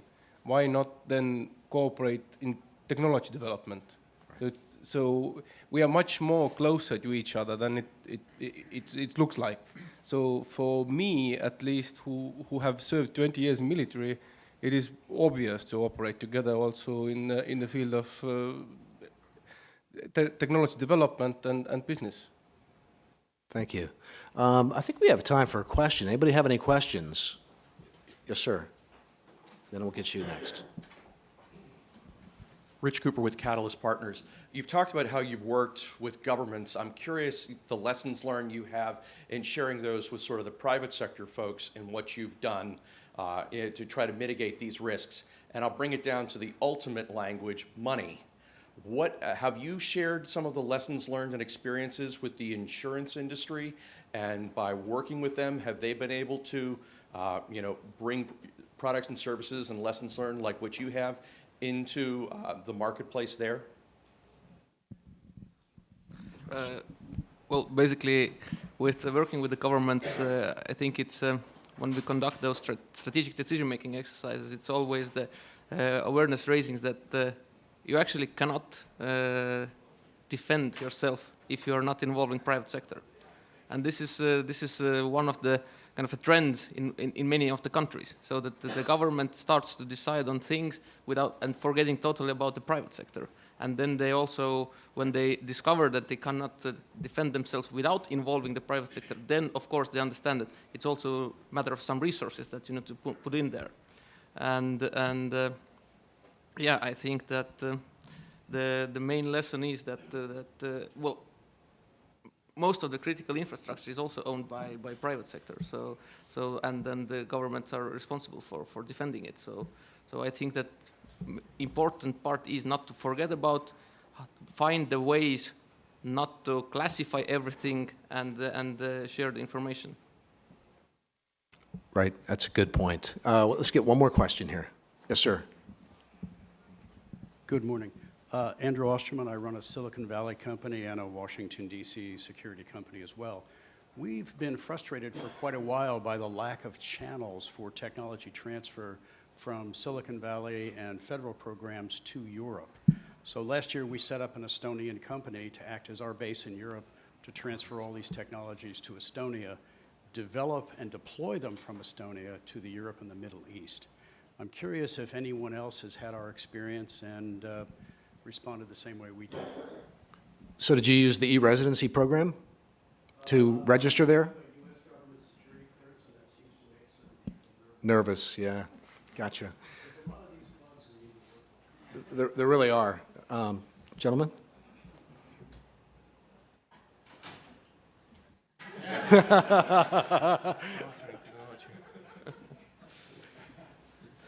Yes, sir. I think we have a comment from the... Yes. Bill Dank, I was just wondering on your Defendec, the camera, the 40-day camera. Have you sold that in the U.S.? And do you sell your products to Russians as well? No and no. So we have not sold it to Russians, and we don't plan to do it. So actually the initiative or the initial idea when we established the company was that we covered Russia but outside.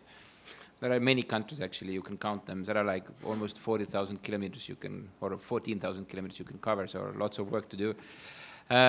So that's how we started, but we don't sell them. And also we don't sell to Chinese. And we also don't manufacture anything in China because you can't trust these guys. And about selling it to US government, yeah, we're trying. But as you know, the US Border Patrol, they didn't buy anything last 3 years because they just figured out what to do. So after this 1.5 billion blow up, so now I think they have figured out, and we of course trying it. So excellent. Yes, did you have something? I'm sorry. Just to remind that most of defense industry goods are strategic goods. Means that we're following foreign policy, and everything that we export out from country have to be licensed by the Ministry of Foreign Affairs. And European Union have very clear regulation about movement or export of strategic goods. Yes, countries interpret this differently, especially kind of, let's say, China case, at how France is interpreting this strategic good policy, or UK or other countries. There are some differences, but still defense industry is clearly under ITAR control. Okay, thank you. Thank you to all of our speakers today.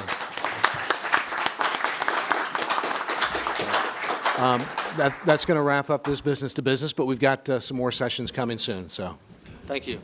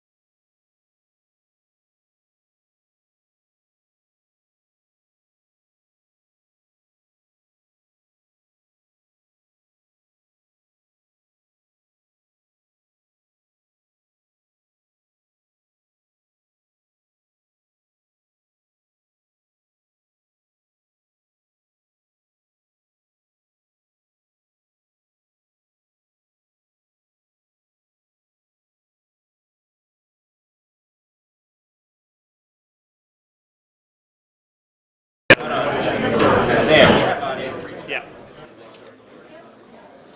Could everyone please find their seats?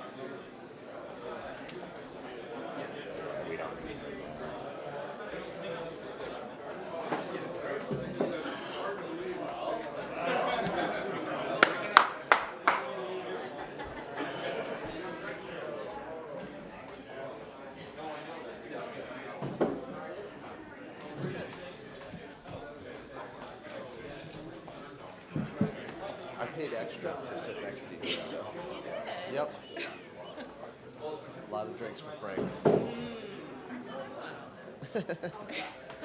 Apparently he has a lot of drinks.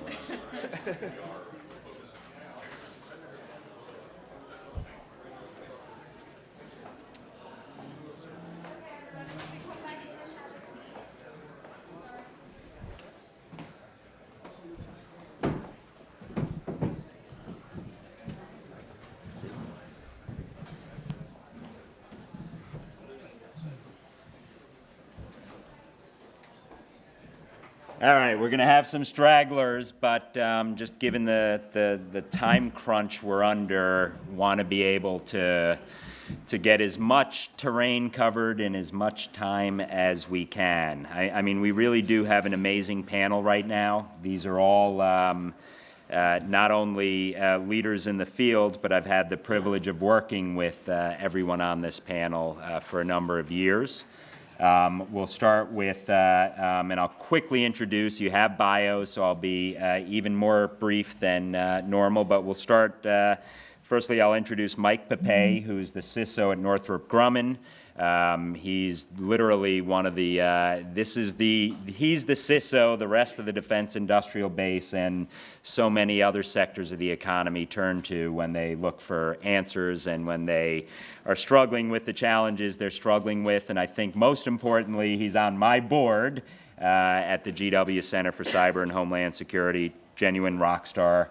Then we've got Martin Rubles, who is at GuardTime. GuardTime is one of those truly innovative blockchain technologies that I think deserves a whole lot more attention. We tend to think of cryptocurrencies in one form, but I think we can flip that equation and they could be part of the solution. Following Martin, we've got Jaak Aaviksoo, who Jaak, if you don't know, is not only president or rector of Tallinn Technical University, the top S&T university in Estonia, but he's also served as a member of parliament. We hosted him here in 2005, I think, the first time, or 2007, right after the attacks in Estonia.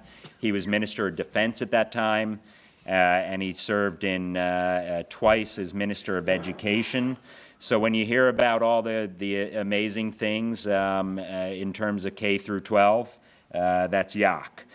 Following Jaak, we have Joe Fluitt, who's CEO and chairman of the board of Momentum, Aerospace Group, military background. Thought it'd be good to get some U.S. perspectives. Following Joe, we've got Ryan Gillis. Ryan's a vice president at Palo Alto Networks. Palo Alto Networks has really burst onto the scene in terms of what it's doing in the cyber domain. And Ryan previously served at the NSC, or the National Security Staff of the Obama administration. And last but certainly not least is Sherry McGuire, who also serves on my board. She's a vice president at Symantec. And I was so happy that one of the questions raised early was on Wassenaar. So I hope you'll give your pitch there. But Sherry is has been working cyber issues before they were cool, and although she is very cool, she's been an expert long before these issues were front and center. So why don't we start maybe with Mike and then go down the line very briefly, and then I want to keep this conversational. We haven't had enough time to get questions in. I want to make sure we have some time there. So brief high points. U.S., Estonia, anything in particular, and then where we see the threat environment going. So, Mike. Yep. So, thanks, Frank.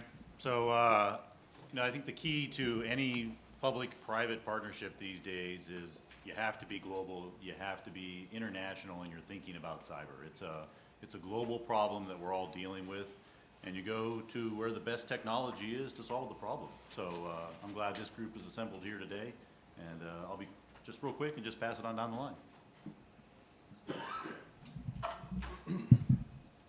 Yeah, from the supplier side, I'm really happy to echo the sentiment in a sense that it is a global business. It is a global problem that we need to solve, and I think that in cybersecurity, some form of paradigm change is needed, and when we are in a situation like this, then it is very important that really fresh thinking from places that possibly we couldn't think of are actually included. That being said, cybersecurity, and especially when we go to nation-state security, then you can't really take a Silicon Valley startup and plug it into the nation-state security mix. So I wouldn't be happy to have a startup-made air control system somewhere. So it is very easy nowadays to get to have a new idea and actually start discussing, but it's hard to actually get into the production environment in a sense that, and so it should be. So. Martin, one question on blockchain. So help us understand how you think that would provide, take an insider threat. Let's take recent incidents. We've had some big insider considerations of late. What could the blockchain have done to maintain either the integrity, confidentiality, or availability of that information? Help this group, because I think most people, when they think blockchain, they think cryptocurrencies. They're thinking Bitcoin. But how else do you see this playing into the security environment? Well, yeah, I mean, Bitcoin is what made blockchain cool, right? And Bitcoin is what invented the word blockchain. But I mean, science and innovation doesn't work this way. So actually, the main constructs behind the blockchain have been there, since the 70s. Ralph Merkle created Merkle trees, and distributed consensus was a concept very well understood also before that.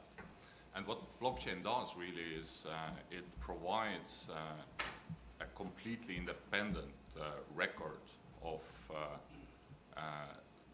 events or transactions. It's like a public ledger that records the history, right? And what it means is that no one party is able to change that.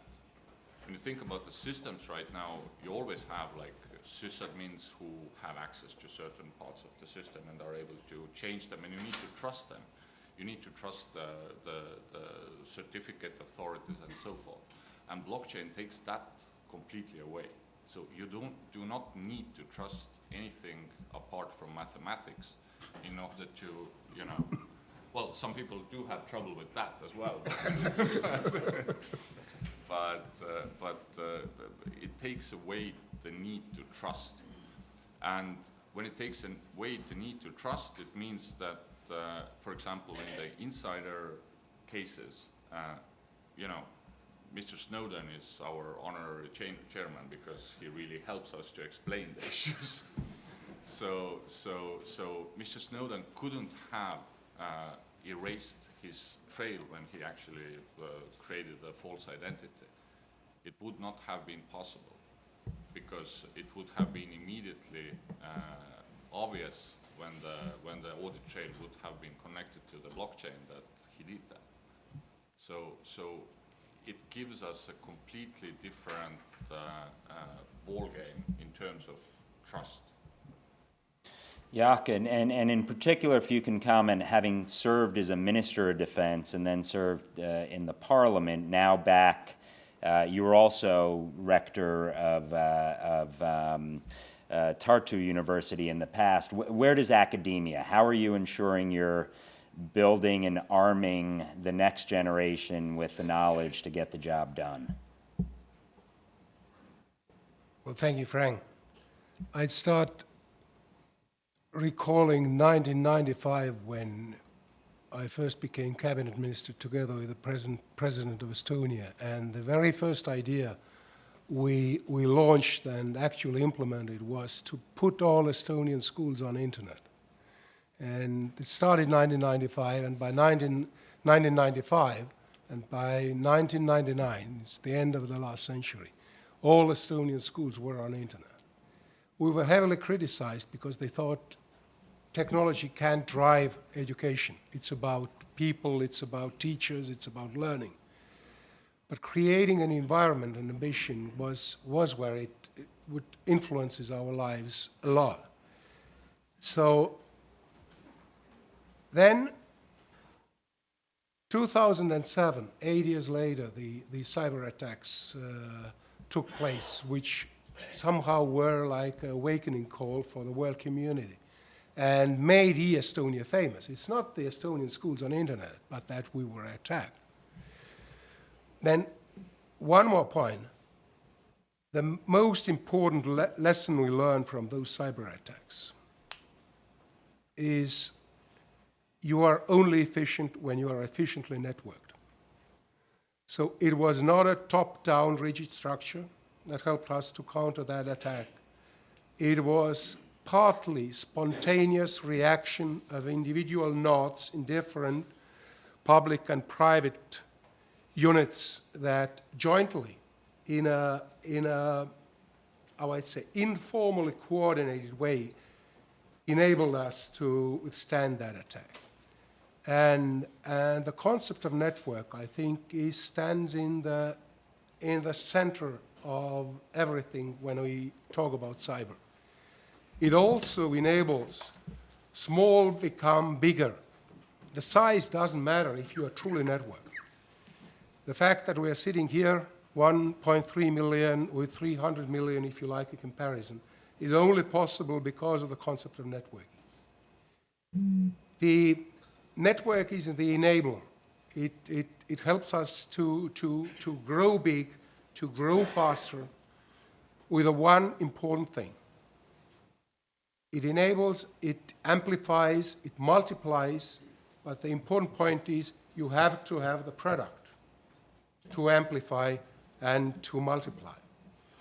And that, I think, is a very important concept that we've put in the middle of our work in Estonia. These companies, what you see here today, are less than 7 years old. The association that signed the agreement with your association was established 2009, and nobody believed that this could ever become something serious because a country of 1.3 million can't have a defense industry. That's what people thought. It's not true. We've witnessed that. So that, I think, is a very important thing. And the only reason is that you have to deliver something that is unique, you have a competitive edge, and the marketplace is essentially global. If you don't have that ambition, there is no way you can be amplified because there's nothing to amplify. And then last but not least, coming back to education. I think what we witnessed today in the case of Estonia, the Prime Minister was a schoolboy when we put the schools on internet. So that's what give the momentum to his career as well, in a way. But Mr. Harris, I think, duly mentioned the talent gap in cyber and ICT. We have to bridge that, and that is only we can do through educational institutions. Again, networked globally, concentrating the competencies, sharing expertise with this institution, with Talentech, Tartu University, wherever these institutions are. So the biggest challenge is to find the talents worldwide, to train them and to challenge them. And I think these examples here with the Estonian companies you see, these guys have been well-trained and well-challenged. And they've met the challenge in the right way. So I wish them every success, and I think we can do great things together. Thank you. Hey, Frank, I think what you're seeing here is a very different kind of country approach, and one that I really like. that singular focus from the government through the education system, down into the industry, that everybody as a whole is focused on the cyber technology and the privacy. I think that's what's going to make Estonia a great place to do business with, is that everybody is supportive of that. You don't have somebody who's trying to create regulation that's going to stand in the way or block it from a industry perspective, saying, I don't think I can make any money there, or I just think I like the way the whole country is coming together around the topic. And I think the sense of ownership, everyone's a plank holder for my Navy guys and gals, but at the end of the day, everyone does feel a sense of ownership, and they have some control. So ownership's only as good as whether or not you have some control and maneuverability. I think that's a great point, and I do want to pick up on that in the conversation. But Joe, I mean, you've been at the pointy end of the spear. You've served ably in our military and in some of the hot spots. At the end of the day, you need the capability to ingest information, but ultimately, when you're talking about acting, it's making sure that information is ingested, codified, and used in a way that can actually achieve an outcome you're trying to project. So, what are you guys doing to help those on the front lines here? Yeah, well, absolutely. You know, MAG is an operational company. Yep. And so, you know, what we do is we take the technologies, some of these, especially these, you know, extraordinary innovative technologies that are coming out of Estonia, which is why we're so interested in our partnership with Riod and getting to know more of the Estonian defense industry. You know, as everyone knows, this, you know, the cyber 9/11 took place in Estonia, and you have these young companies that are innovating, and they're hungry, and they're motivated, and they understand, you know, that this is a threat that never stops changing and never stops adapting. And so what MAG does is we take those technologies and we operationalize them worldwide for our customers. And just what you said, there's this constant tension between the need to share information. You know, as a situational awareness company, you know, what we do is gather information and get it to people who want it. Well, and we all do that to some extent. We're doing it right now. We take in information and we share it with other people. And we all want to do more of that. And everyone agrees that making the world smaller and sharing that information is important. At the same time, as we become increasingly networked, we become increasingly vulnerable. So, you know, that tension between wanting to share information and a culture of sharing, and also a culture, frankly, that we need to create of suspicion and of caution when it comes to the cyber arena is right where we come in. And I think the human factor in cybersecurity is something that I think some of our leaders don't look at closely enough. They want some gee whiz gadget that's going to fix everything and make it all safe, and it leaves out the training and creating a highly responsible organization. And as I said, the culture of suspicion and these sorts of things. You know, some of the worst cyber attacks, you know, as we know, in Afghanistan, we had someone plug a thumb drive, you know, that they found on the street into a computer, and that still is probably the worst cyber attack we've ever had. No gadget will fix that. You know, training could have fixed that. And so I actually am not, it's sort of taken hold, but I wish there were a better term than cybersecurity, because it almost implies that it exists in the virtual world rather than in the real world, and it doesn't. You know, cybersecurity is something that exists in the world that we live in, and we need to be trained as individuals and as entities and organizations to be cognizant of it. Joe, I want to pick up on another point, because it's been brought up a couple times, including by you, if not explicitly, somewhat implicitly. And this gets to the whole deterrent. How do we articulate a deterrent strategy? Because at the end of the day, I think we don't deter cyber. You deter actors who engage in cyber. And you don't necessarily deter, you dissuade, deter, compel. So Russia's intentions may be very different than, say, ISIS's.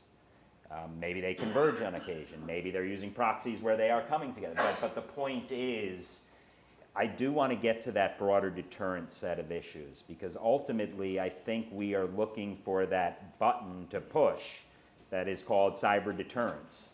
Unfortunately, it doesn't work that way, because ultimately you deter behaviors from actors that have bad intentions. So I'd like to pull that. But Ryan, I mean, Palo Alto Networks, you've seen it from both perspectives, freshly from the National Security Council perspective and previously at the Department of Homeland Security.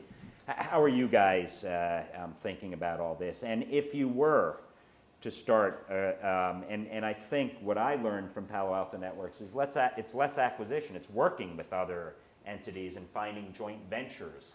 But how do you make sure that your supply chain, you're only as strong as your weakest link? Is that something that comes into play? Yeah, it absolutely is. So there's a strong focus on controlling the supply chain. There's also, I think, to get back to some of the earlier points here, from the education side down to the network defense side, security is not the default right now. So I think we need to take a better look at what are things that come down to the people part of people, process, and technology. What's the process part, and what can we automate more effectively through technology? So we need to train people to not plug that thumb drive in. We also need systems that contain when that thumb drive goes in so that the malicious attack can't spread laterally and throughout the organization. So how do we make it so that you're never going to stop everybody from clicking on any link, because there are some legitimate functions for links. So we need to train people not to click on the wrong things and to be smart about it. And at the same time, we need to rely on automation, because right now threats are scaling at machine speed. The model can't be to scale people as the core of network defense alone. So you've got to have people, process, and technology with a better breakout of what are truly human functions, what require eyes on and a human brain, and what can we scale to defend and prevent against in a way that only machines are going to be able to scale against polymorphic attacks and the type of machine speed malicious activity that we need to be able to defend against in this threat environment. Is there one sector, so we've designated, 17 critical infrastructures critical. To me, it almost gets to the point, if everything's critical, nothing's critical. But if there were sectors in the U.S. economy that are doing more and better, because I mean, I know the financial services sector uses entities such as Soltra and others to automate through DHS feeds, sticks and taxi, or means to be able to share information. Other than the defense industrial base and financial services sector, where would you rack and stack our other critical infrastructures? Yeah, I personally think it's hard to make a blanket generalization just on a sector-by-sector basis, I think right? that's so fair. I think you do see a lot of sophistication in some of those sectors you mentioned, financial and defense industrial base, in part because necessity drove them there, right? So the money's in the financial sector. They were the first victims of financial crime perpetrated by this new connectivity, and so logically they moved there. But I think as a country, down to sectors, down to organizations, and companies individually, need to prioritize, need to understand their risk, what's of value on your network, what could malicious actors look for within your network, and then prioritize your resources, again, people, process, and technology, to identify how you're driving down risk to what matters the most. So within a sector and within an organization, there are some parts of that network that are less critical than others. We need to apply what matters most to the places that we have the greatest value, and you've got to recognize that interconnectivity. So to your point about sectors, I think fortunately we moved down to 16 sectors. They removed parks and national monuments as a critical infrastructure sector. Sorry. But the interconnectivity of communications to electric sector to financial sector, if one goes down, there are dependencies amongst each. And so you've got to look cross-sector and cross-organization, I think. Awesome. I mean, Sherry, Symantec's, I think, the largest pure-play cybersecurity company in the world right now.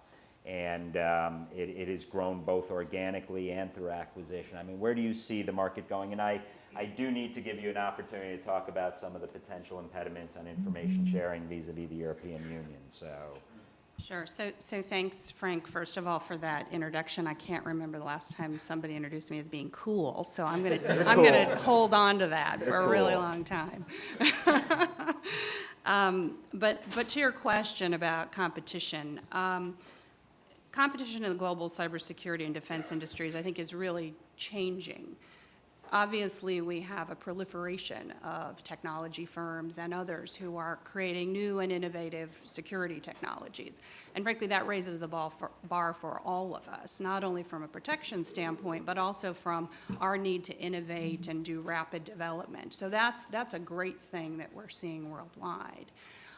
At the same time, competition is changing so that you're seeing a lot of natural competitors in the space actually partnering together. For example, private-to-private partnerships, Palo Alto, Symantec, Fortinet, Intel Security, and several other firms announced almost 2 years ago now the development of a new organization called the Cyber Threat Alliance, where we're actually sharing threat intelligence, not all of it, but some of the key things that we believe can really make a difference to all of our customers. Because the reality is that most of our customers are using different products from all of the companies. So there's a recognition there that there's a commonality, that sharing that type of information, we can do collective protection as well. Now, in addition to that, there's partnerships going on between companies and government entities, multilateral organizations, law enforcement, at a new scale that we have not seen before. So in the past, it was traditionally contract-based, very sales-focused, and of course that is still there. We're commercial entities. But there's also a new level of what I would call public-private partnerships. For example, Symantec in December signed a new partnership with NATO's Communications and Information Agency to do threat information sharing, as well as work with them on some other strategic issues. In addition to that, we have a partnership with Europol, other law enforcement agencies around the world, again, to do certain types of threat information sharing and mitigation when very, I would say, high impact incidents and things come up. Now, there's still that sales relationship, and that's important there, but there's the bigger item that I'm really trying to reinforce here is that there's a whole new effort underway to invigorate and instantiate public-private partnerships in a way that we have not seen them before.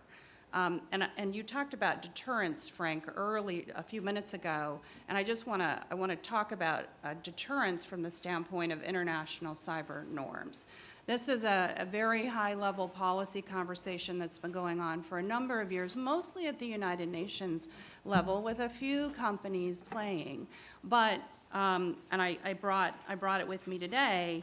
The NATO Cooperative Cyber Defense Center of Excellence just released last week a new compendium of international cyber norms, legal policy, and industry perspectives. And I'm sure all the Estonians know the CCD COE is based in Estonia. And this new compendium is actually a set of articles written by academia as well as industry members, talking through a whole series of cybersecurity norms that can help in the deterrence debate as we go forward, as well as in national policy level development when it comes to those kinds of acceptable behaviors when it comes to cyber attack and cyber offensive capabilities.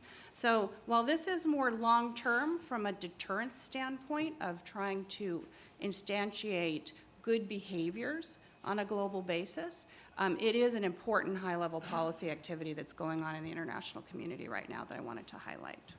Anything on the information sharing side you want to share? I mean, you recently testified at a significant hearing. Anything that this audience ought to hear? Well, I think that information sharing, you know, we all talk about the value of it, but really doing it in a way that is valuable is hard. And I think that sometimes we do get stuck a little bit on the platitudes of information sharing in the industry. Again, very important tool in the toolkit, but it is not the only thing out there. And so we have to recognize, how do we use information sharing the most effectively while also protecting privacy and the information of our customers. This has always been a difficult conversation.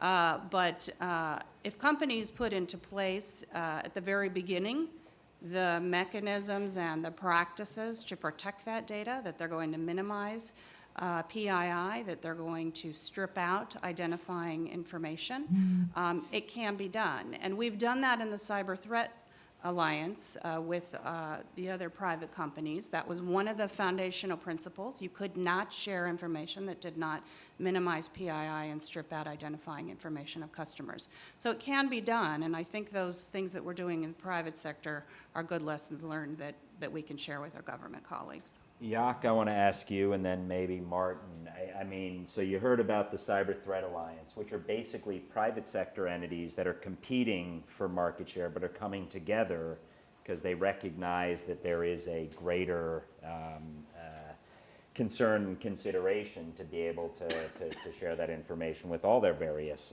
customers and clients. Do you see in the Estonian context a private sector kind of entity that can come together to be able to share with not only their clients but with government, or do you see this as exclusively the domain of governments?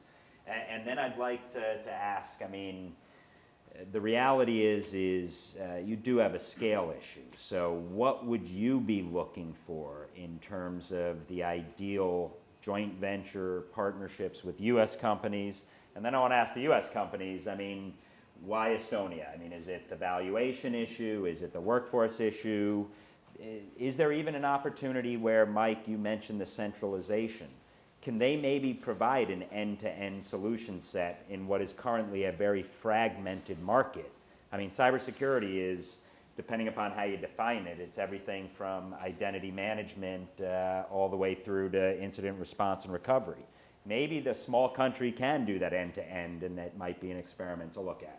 But Jaak, let me start with you. Do you see something like the Cyber Threat Alliance emerging in Estonia? Is it a good thing? I would argue it's a very good thing. Absolutely. When I said how we counted the cyber attacks to 2007, it was not a top-down reaction according to a master plan. It was different, mostly private sector players, banks, news agencies, whose chief information officers exchanged information how to behave, what to do. It was much more a networked, spontaneous, distributed response, not a top-down solution. And I don't believe fundamentally in top-down solutions in the case of a strategic attack in cyberspace. That's number one. What's the lesson to be learned?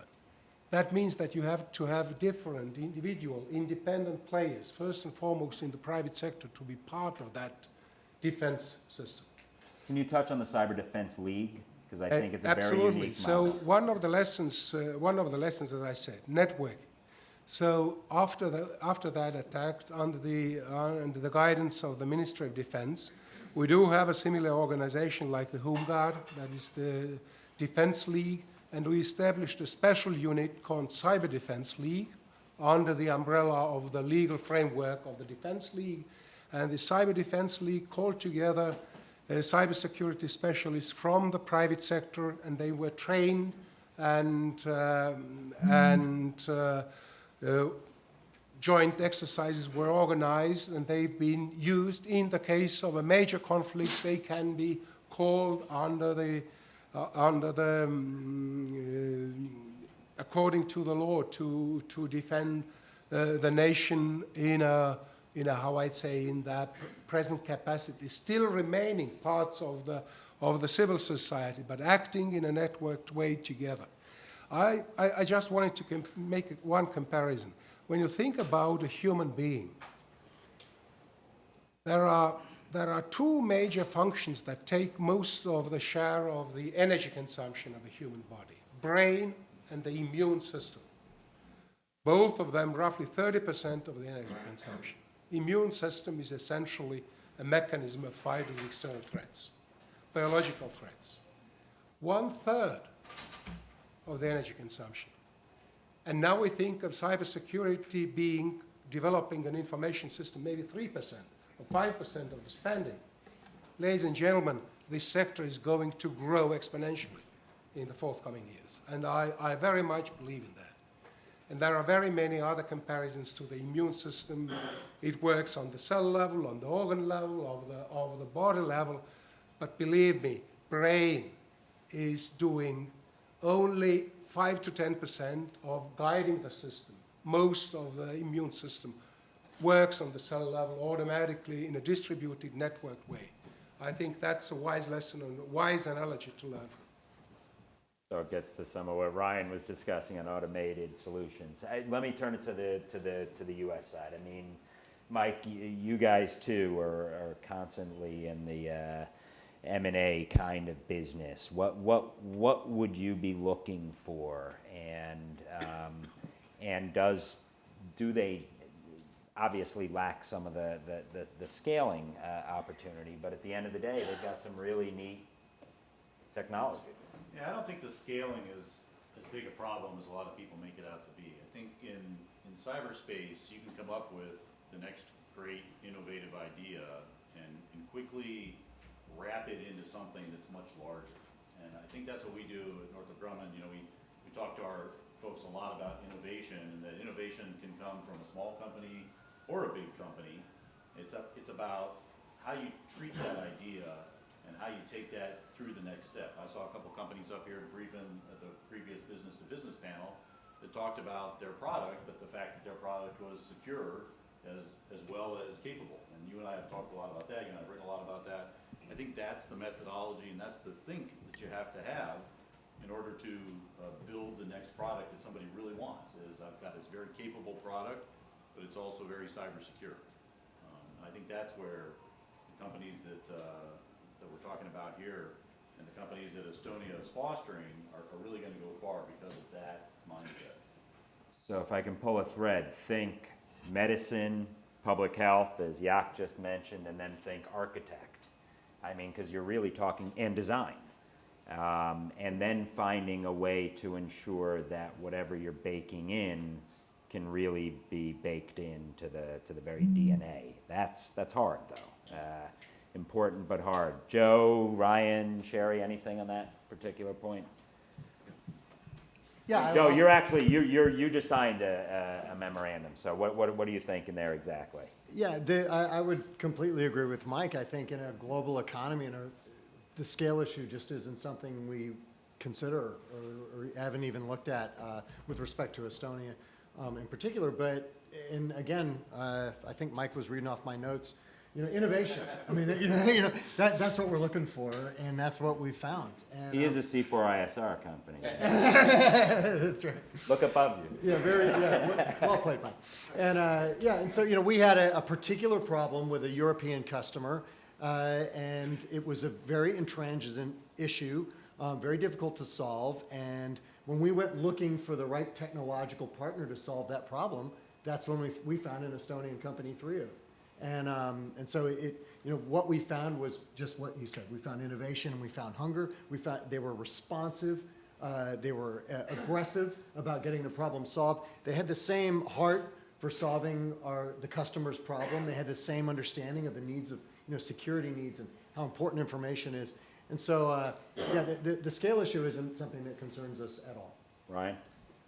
Yeah, and I'd actually say in some ways the scale and the innovation within Estonia is actually positive. The government sector, particularly in places with large entrenched bureaucracies, like, for example, the United States of America, aren't always the fastest in technology early adapters. So having a country that is nimble, that is able to identify trends and ideally, in some cases, move ahead of those trends is a real advantage to get an operational environment that is so well networked and at the same time recognizes the value and necessity of security.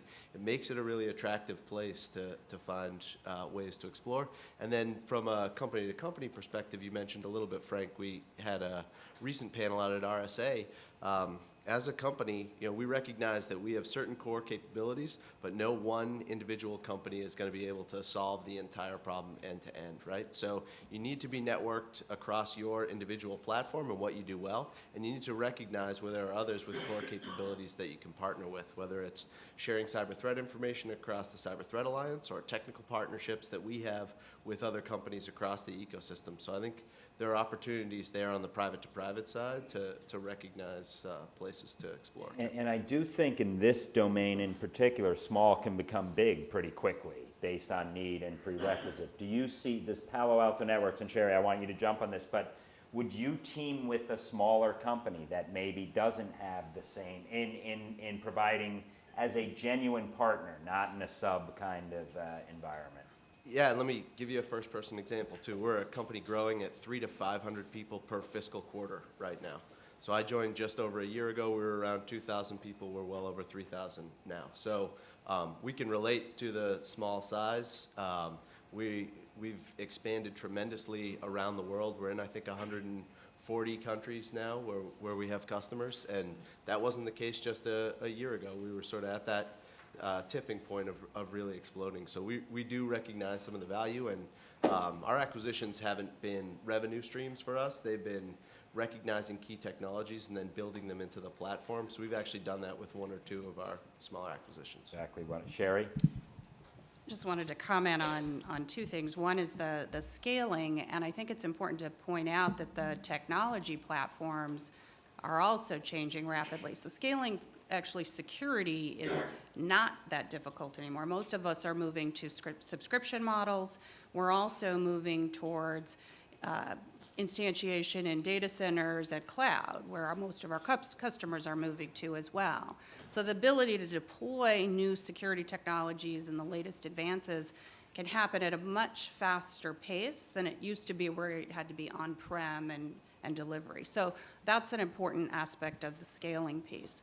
The other part around small innovative companies and innovators that are out there, I mean, one of the things that we're doing as a company is really to help foster that innovation. And we announced last year an initial $25 million investment into incubation partnership with Frost Capital, because we view that we can be partners with those small startup innovators, and maybe 80% of those may fail, but the 20% either could be the next great thing, or they could be a technology that we'd like to partner with or invest in more. And so there's a way that, the larger, I would say, more established companies can also help bring along the next generation of security innovation in different ways and different models that perhaps have not been as widely used in the past. Let me just say that that's a very cool approach,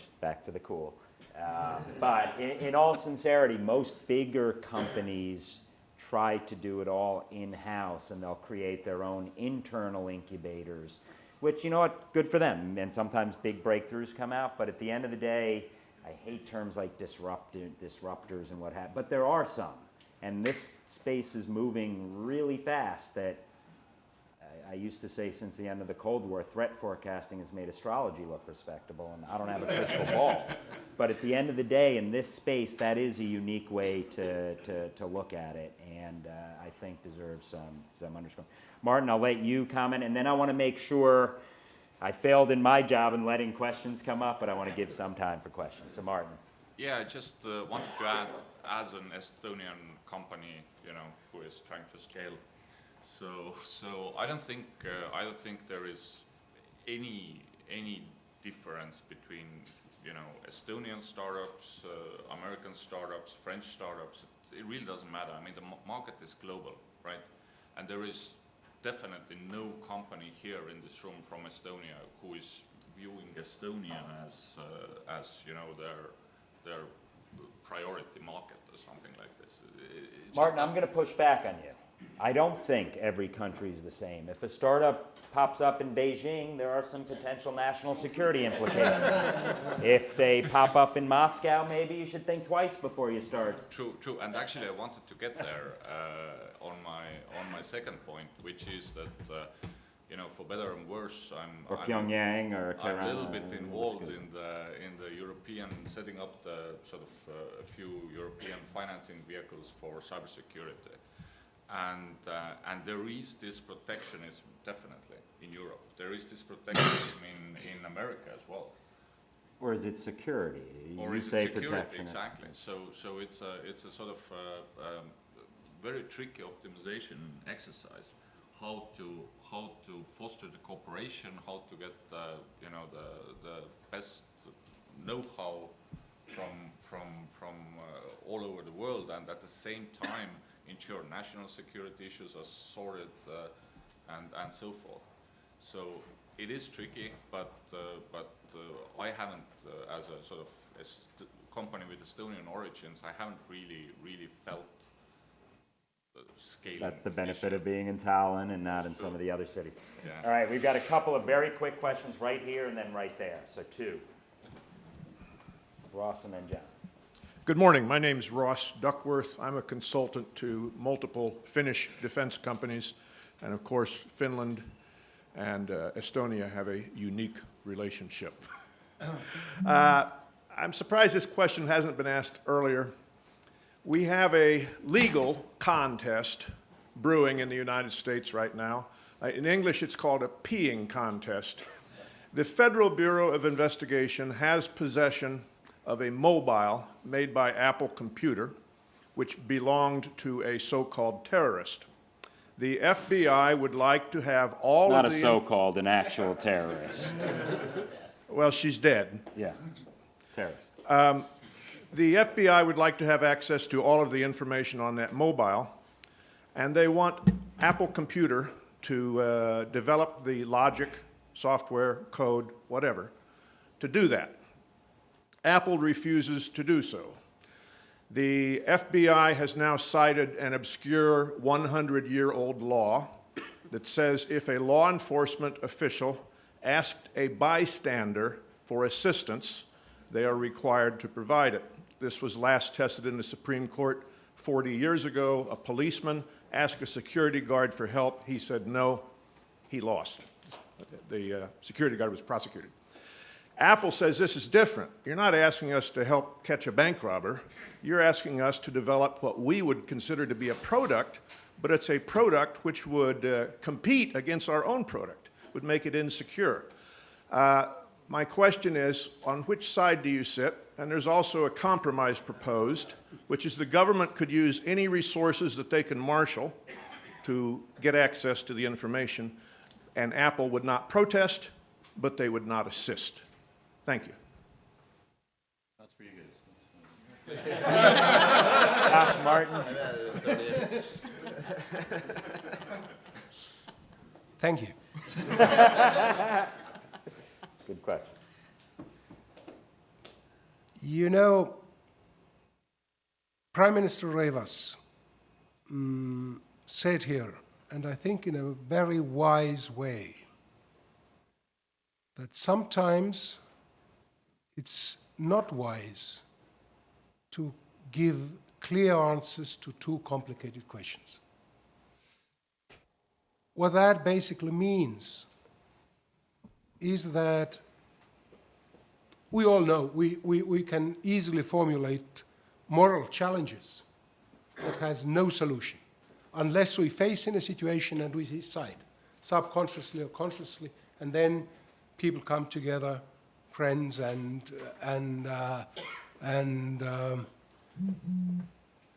others, and they then decide whether it was right or wrong. I don't believe we can have a black and white answer under these circumstances. It must be left over to a political discussion under concrete circumstances. In this very concrete case, I would side with Apple, not with federal government. Martin, do you want to jump into that hand grenade? I absolutely don't. One thing. But that being said, I think it is easy to give sort of knee-jerk answers when you take a very sort of specific role. You know, I'm an engineer, right? So I'm outraged that my work would be undermined by creating a backdoor to the work I've done. Case closed. It's clear. Yep. I'm a politician. I have a responsibility for people. Of course, Apple should provide the backdoor. So, but wow, you've spoken like a true politician. You're going into office. No, but it is very true. There is a difference between the argument of a backdoor, which I would argue could be exploited by nation states that could actually cause more harm, meaning Russia, China. Once you have a backdoor, you're basically building a shoddy product. That's different than a actual terrorist, not possible, and a dead terrorist, and whether or not you could crack that phone. So I think they're two separate kinds of questions, and I think they all get conflated. So I'm not going to probably guess where I come down on some of those issues. But Sherry, you wanted to jump on that, and then I just want to say this is a really tough question because On the one hand, our view as a security company is that there should be no weakening of encryption or security technologies, period.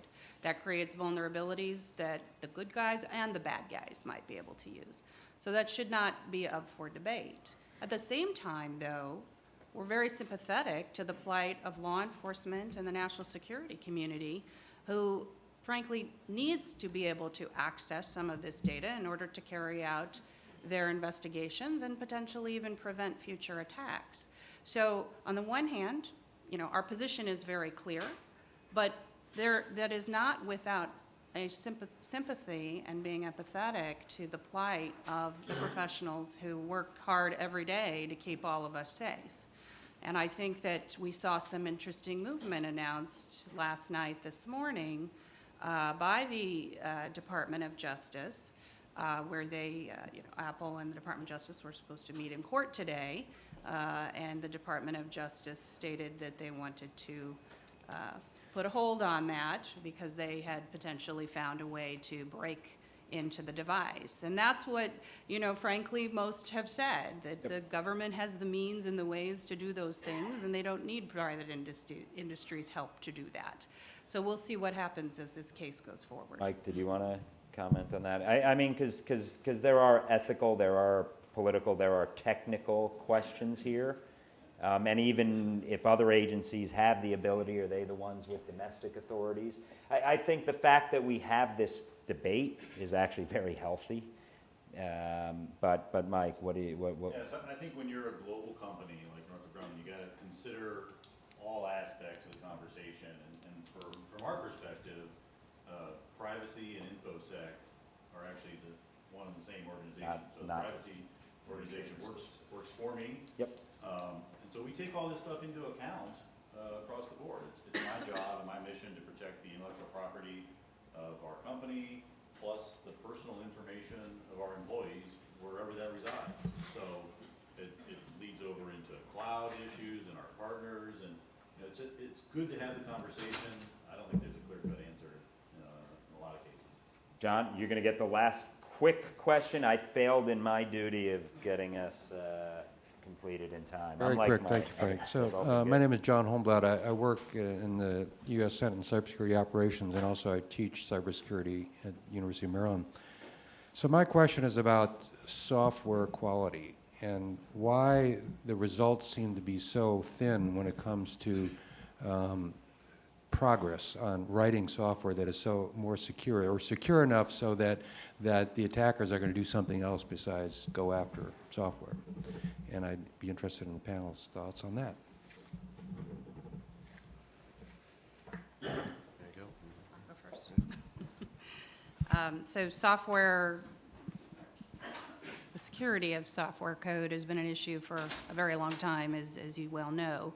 And I think there's a lot of efforts that are underway today around software supply chain and software code development practices in a way to, and looking at how we not only broaden the practices that are used, but also how we continue to instantiate that through the educational system. One of the challenges we have as a company, frankly, is that when new engineers come in, we have to spend about 6 months training them on secure development practices and on security itself. That's not coming out of our educational system the way that it should with the engineering community that's coming out today. So that's a starting point. That doesn't solve the whole problem, though, which is the quality and the testing of the software code that many companies, not just security companies and others, but all companies, including those new entrants to the market that are introducing new IoT devices, et cetera, that have lots of vulnerabilities in them, and those are the ones that are, quite frankly, very scary today. Where is that secure code and the security application coming in to that? We just aren't seeing it. And so we have a narrow window as we're getting ready to proliferate billions and billions of new devices to apply secure coding practices, apply security technologies that isn't quite happening today. And so we have a lot of catch up to do in that space. Great answer, Jaak. I really want to give you the last word, if it's a short word, because I failed in my duty, but as a Minister of Education, it's something I know the Estonians, do you want to have the last word on that one? And then we got to cut it. Thank you, Frank. I try to help you. Security issues in software business. Think about the first cars, the first 30 years of the cars, how safe and secure they were, and what the requirements are as of today. It's a long process of mutual learning by using, failing, developing the standards. I think the same is happening in software business, and we clearly have to invest more into security because we understand that the risks are too high for the time being. So we'll be much more safe tomorrow and even more so the day after tomorrow. Thank you. Awesome. Please join me in thanking this wonderful panel. Could have gone on a lot longer. I rarely get to say it, but I say it's not rocket science. Well, we have 2 rocket scientists on this panel. I can't say that every day. Genuine. So let me turn it now to John Lanehart, who's a vice president at IBM. He's going to be steering the next conversation and a member of our board, and just a great colleague. Wonderful to see you as always. I failed. You get a few more minutes, and then I'll come back. Well, I'm going to try to make the introductions quick so that we can introduce the speakers, but then let them have the time to discuss and also have questions. We're just getting it set up right now. Yeah.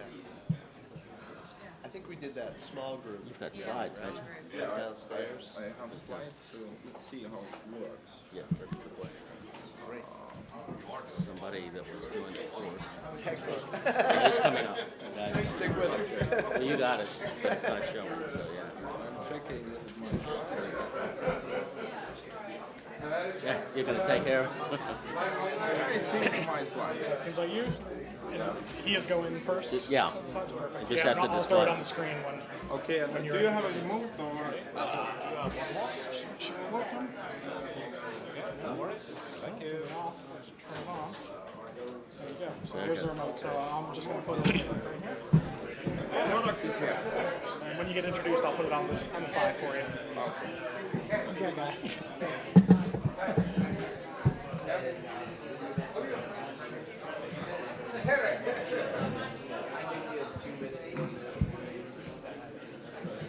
So I was. The president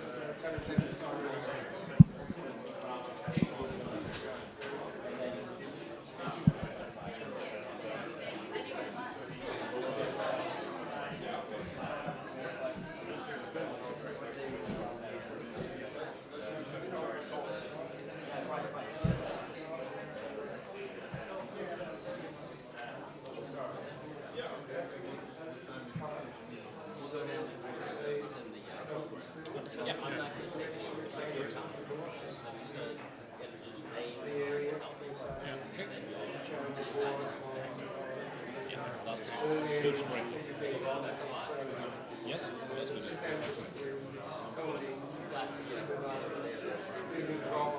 Okay, good.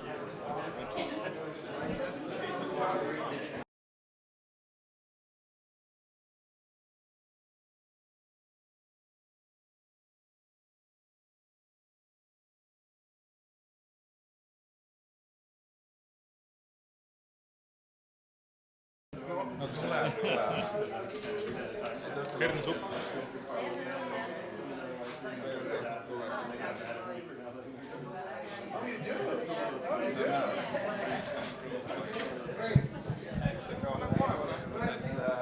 ega see ei ole niisama tulnud.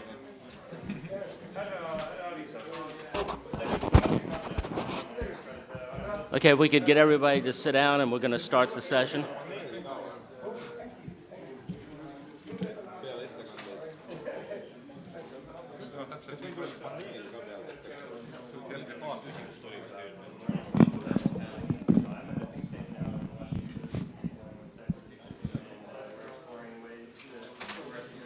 Sorry. You can start.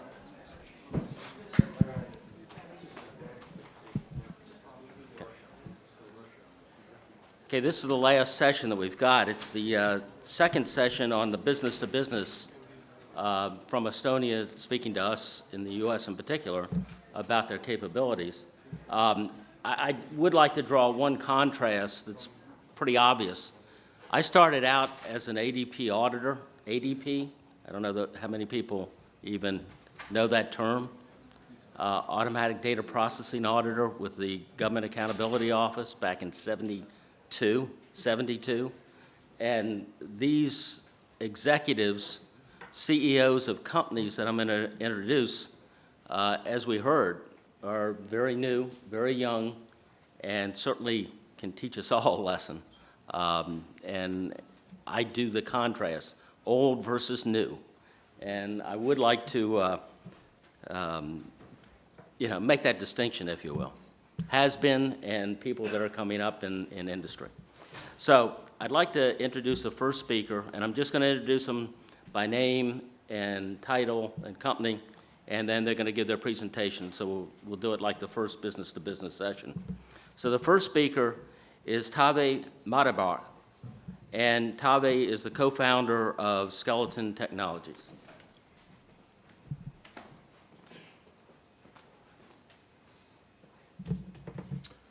Hello, my name is Taavi Rõivas. I'm the CEO of Skeleton Technologies, the European market leader in ultracapacitors. Skeleton Technologies is the only company to have successfully commercialized graphene-based ultracapacitors. We are also the only company to have the fully vertically integrated value chain, from materials to full turnkey solutions. The company has 3 main locations: in Estonia, Germany, and Finland. We hold 11 patent families, from materials up to power electronics, and our customer base includes German Tier 1 automotives, industrial equipment OEMs, also Tier 1s in aerospace, and European Space Agency. So what are ultracapacitors? Ultracapacitors are high power energy storage devices which are used in combination with internal combustion engine or lithium-ion batteries. So what sets us aside ultracapacitors? Ultracapacitors have up to 100 times higher power density than any lithium-ion battery. Batteries have maximum 2,000–3,000 life cycles. Ultracapacitors can go to 1 million. Furthermore, because of low internal resistance, ultracapacitors have exceptionally high charge rates, which means you can fully recharge an ultracapacitor in less than a few seconds.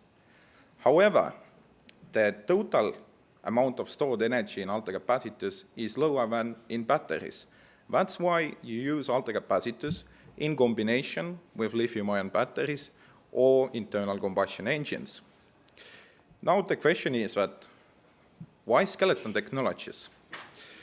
I can tell you that our product, weighing 180 grams, has more power than the market leaders, Nasdaq-noted Maxwell Technologies product, weighing over ½ kilo, and this provides us with a specific competitive advantage.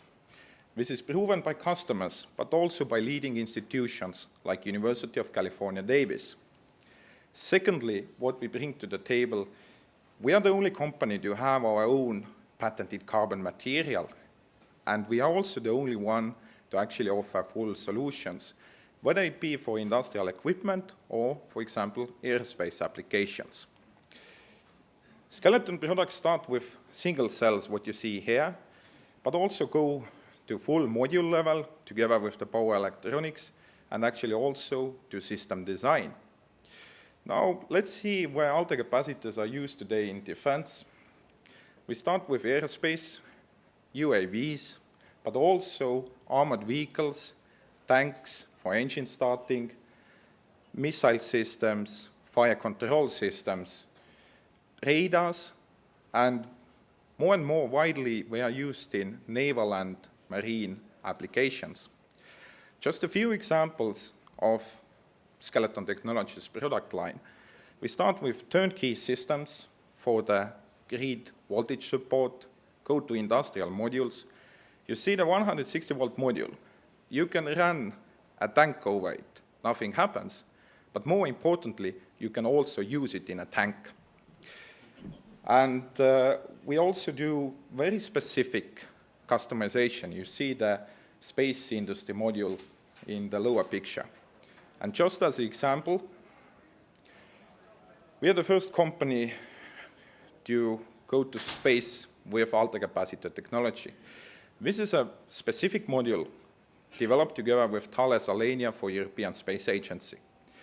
And the module is used in telecommunication satellites for voltage support, and the specific competitive advantage is 14 times higher power density than commercial products on the market.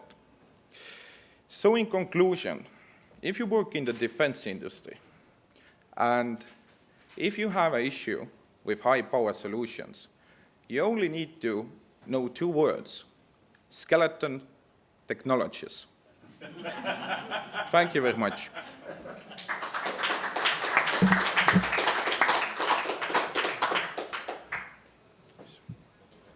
Thank you. So I'm open to all questions. Well, we'll get those in a little bit, yeah. Okay. Thank you.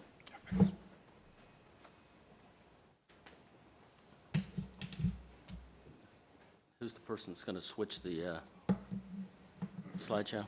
It depends who is coming. Maybe there is no slideshow. Okay. No slides. Oh, no slides, excuse me.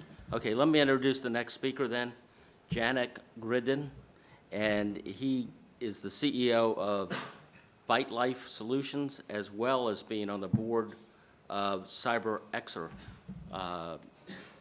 and CyberXer Technologies. Thank you. Hello, everybody. Like I was introduced, my name is Janek Gridden, and I'm CEO of the Byte Life Solutions. Byte Life is one of the leading IT infrastructure and cybersecurity companies in Estonia.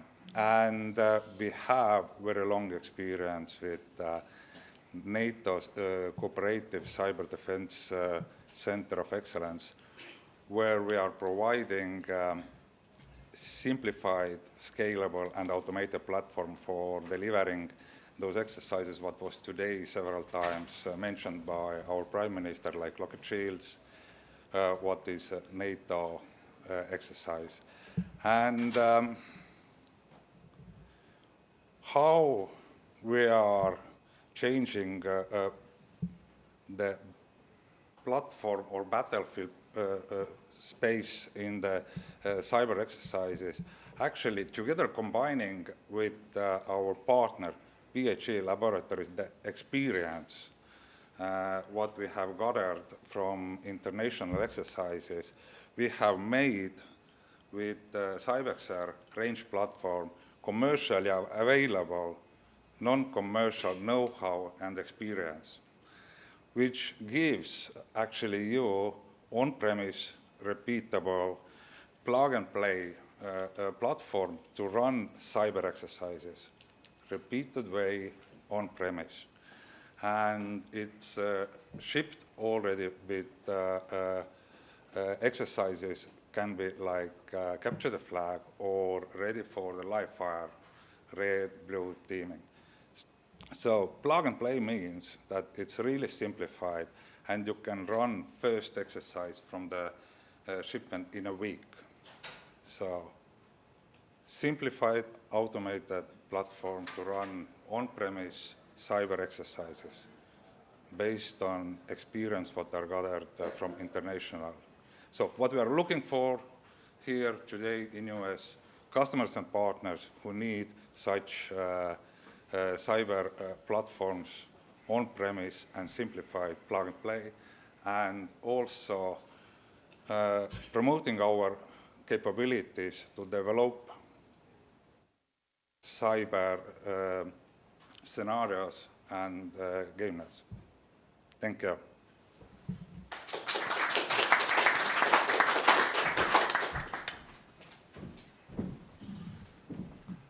Okay, is there slides for the? Okay, thank you. Save us.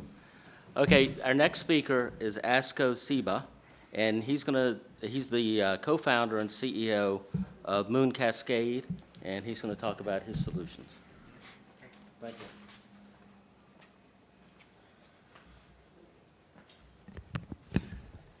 Ladies and gentlemen, it's a great honor and a great opportunity to be in front of you.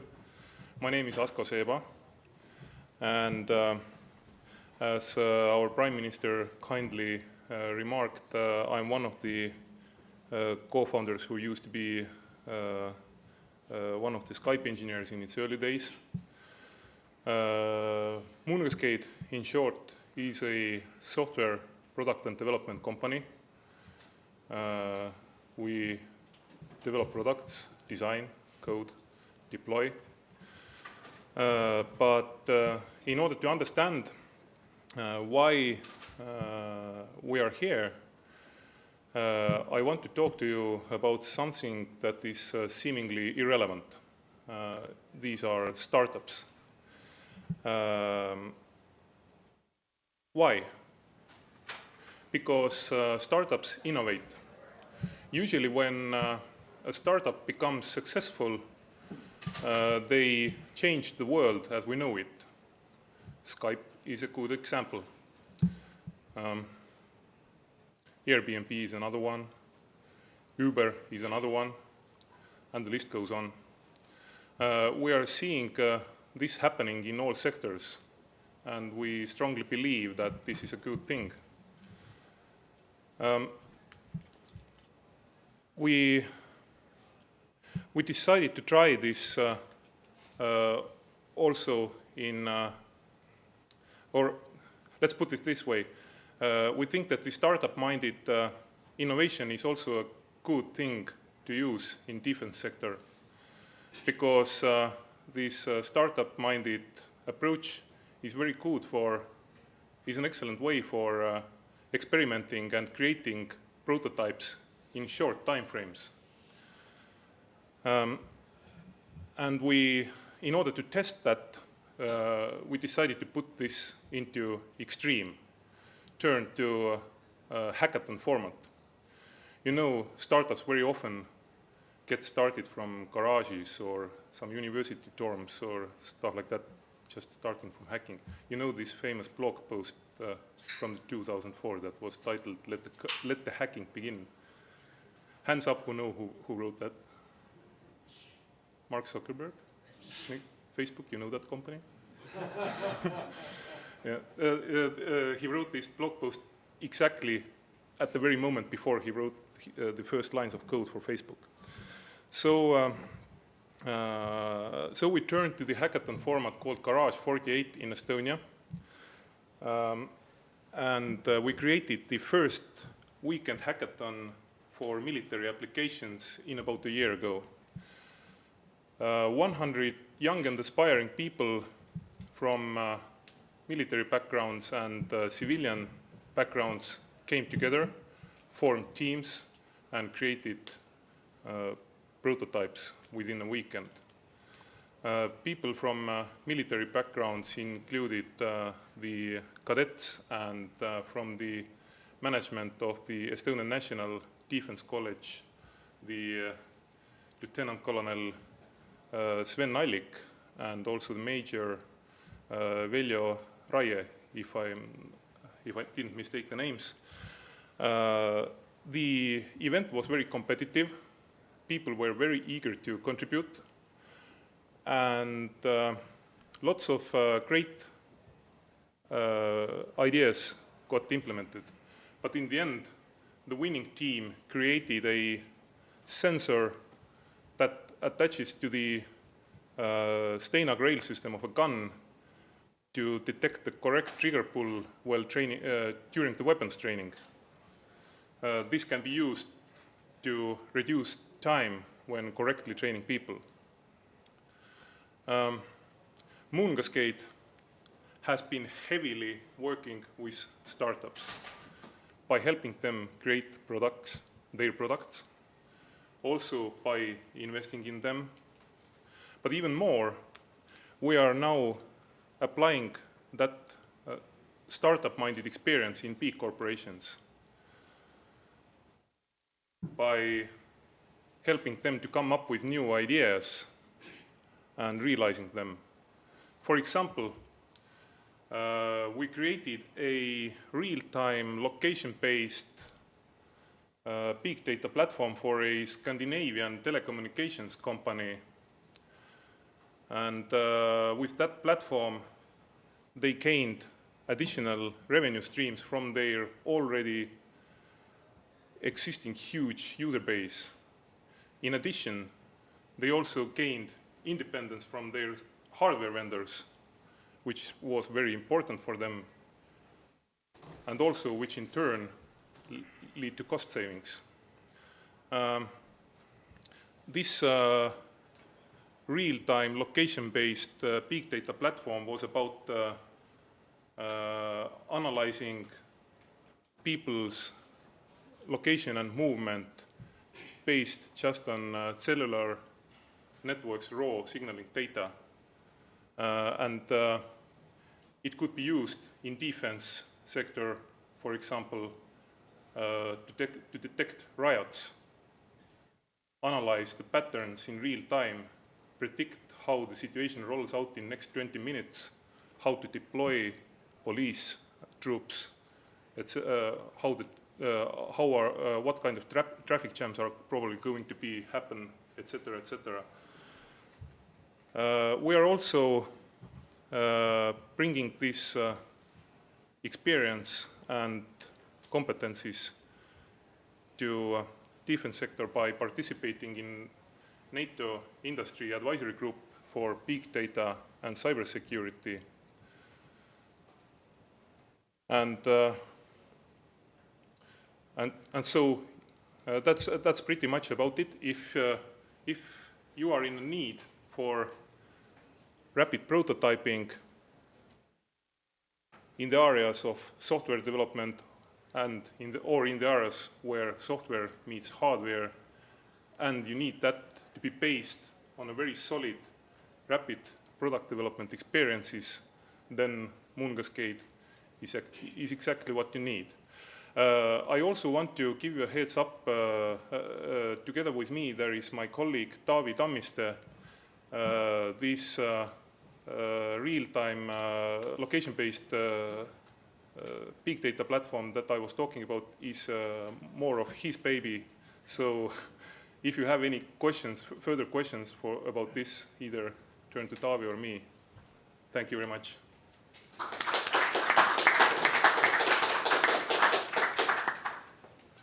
Thank you. And we do have a slide for the last speaker, so we're going to get that up first. But I'd like to introduce to you Kuldar Varsi, who's the co-founder and the chairman of the board of Milram AS. Thank you. Thank you. Okay, good afternoon, ladies and gentlemen. It's not an easy task to be the last speaker, but I'll at least try to get your attention with nice pictures if I get them on the screen. So, my name is Kuldar Varsi and I'm the CEO of the company Milram. And Milram is the developer of first fully modular unmanned ground vehicle in the world. We are as well the good partner for Estonian Defence Forces in lifecycle management of armored vehicles, but that's not anything I'm going to tell you right now. THEMIS, which stands for Tracked Hybrid Modular Infantry System, is meant to assist infantry in very many situations and in very many tasks up to battalion level, and even more so to replace infantry in some occasions. We can say so because of we have succeeded to create the design where everything is placed inside the tracked modules and leaving the mid-platform absolutely empty for the payloads. So electric motors, batteries, electronics, even diesel generator are placed inside the tracks. And modularity goes even beyond. Inside one track you can have battery pack, and inside another truck, you can have diesel generator, which is exactly same size and same weight as a battery pack. So you can basically replace it with another battery pack and have it fully electrical. To go to the main specification or main data, then what is important, payload is up to 750 kilograms. Vehicle itself weighs around 800 kilograms. Nominal working hours are 5 to 10 hours, 5 hours on batteries only, and 10 hours on hybrid mode. And of course, what is the beauty of the tracked vehicles is the ground pressure, which is extremely low. It's almost in the same level as the skier. Thanks to the modularity, we are able to integrate very different type of applications on top. So starting with simple transportation unit and ending up with advanced weapon systems such as remote weapon station or anti-tank weapons. But in between integrating as well UAV platforms, using it as a communication relay, etc. So to fully implement this kind of capability, we have started in cooperation with Estonian National Defense College the program we call Digital Infantry Battlefield Solution, where the task is to analyze different tactical user cases for such kind of smart unmanned systems, and basically to create a new type of warfare doctrines where smart unmanned systems can be implemented. From the control system point of view, we have, by the end of the year, we have available three main components. One is the teleoperation over the camera side, one is the waypoint operation between pre-programmed positions, and of course the follow me mode. What we are working on is the swarming solution, when these vehicles will communicate with each other on the battlefield and make it easier to control the vehicle. In very long term, of course, we see that the control system should be as intuitive and organic as possible. But to finish this story, I will show you just a couple of video clips about the testings we have run in Estonia for the mechanical part, and in Singapore with one of our cooperation partners, STK with remote weapon station, in order to test the stability of the vehicle. And just to add here, the reason for what we are looking in US is a good partnership with companies with whom to either develop it further or to market it to the different customers worldwide. Knowing that US will be and is one of the leading countries in the implementation of unmanned ground vehicles, and especially knowing the program SMAT, then definitely US is a very interesting market for us.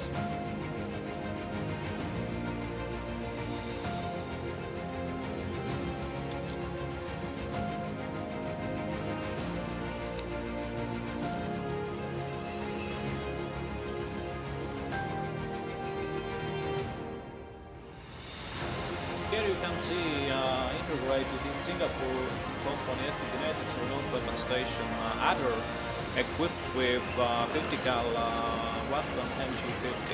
And the test results were even surprising for us. The vehicle is very stable even with quite highly increased center of gravity.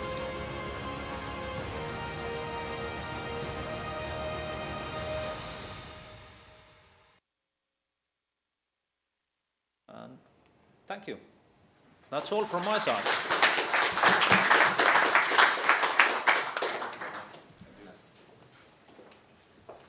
Okay, and Frank gave me 5 minutes for questions, so we can wrap it up after we get some questions. Who'd like to be the first?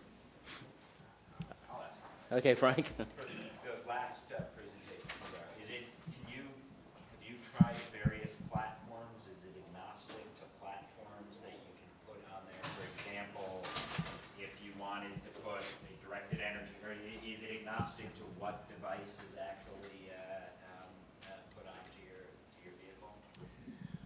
Basically, basically, I hope it works. Basically, what is our idea is that the customer should have only one base platform, and customer can choose later on which kind of applications or superstructures he wants to integrate. And the only limitation basically is the payload, which is today 750 kilograms, and it might go up to 1 ton. And the size-wise, there are some limitations at the end as well, but no other limitations. This gives the very good flexibility, but from another point of view, very good cost-efficient solution as well, because you have one platform to maintain, you have one platform to train for the soldiers, etc. Other questions? Yes, over here. Is there a single point of contact for U.S. firms in Washington to contact the Estonian defense industry? May I answer that? Anu, please stand up. Yeah. She is the chairwoman of the Estonian Association, so she will be the single point of contact with whom to discuss everything which is related to Estonian defense industry. Yeah, I think you've seen from these speakers 2 different discussions, one for the defense and the batteries that can be included in aerospace industries, the satellites, et cetera, and then the cyber industries as well, which we've been talking about today as well. So I think this is a real good concluding session to pull these 2 topics together. And with that, I'll turn it back to Frank, who will turn us over to lunch. Let me say thank you to John, thank you to the panel, thank you to everyone, a special thank you to Indrek and to Rachel, who's not here, but Christina, Alex,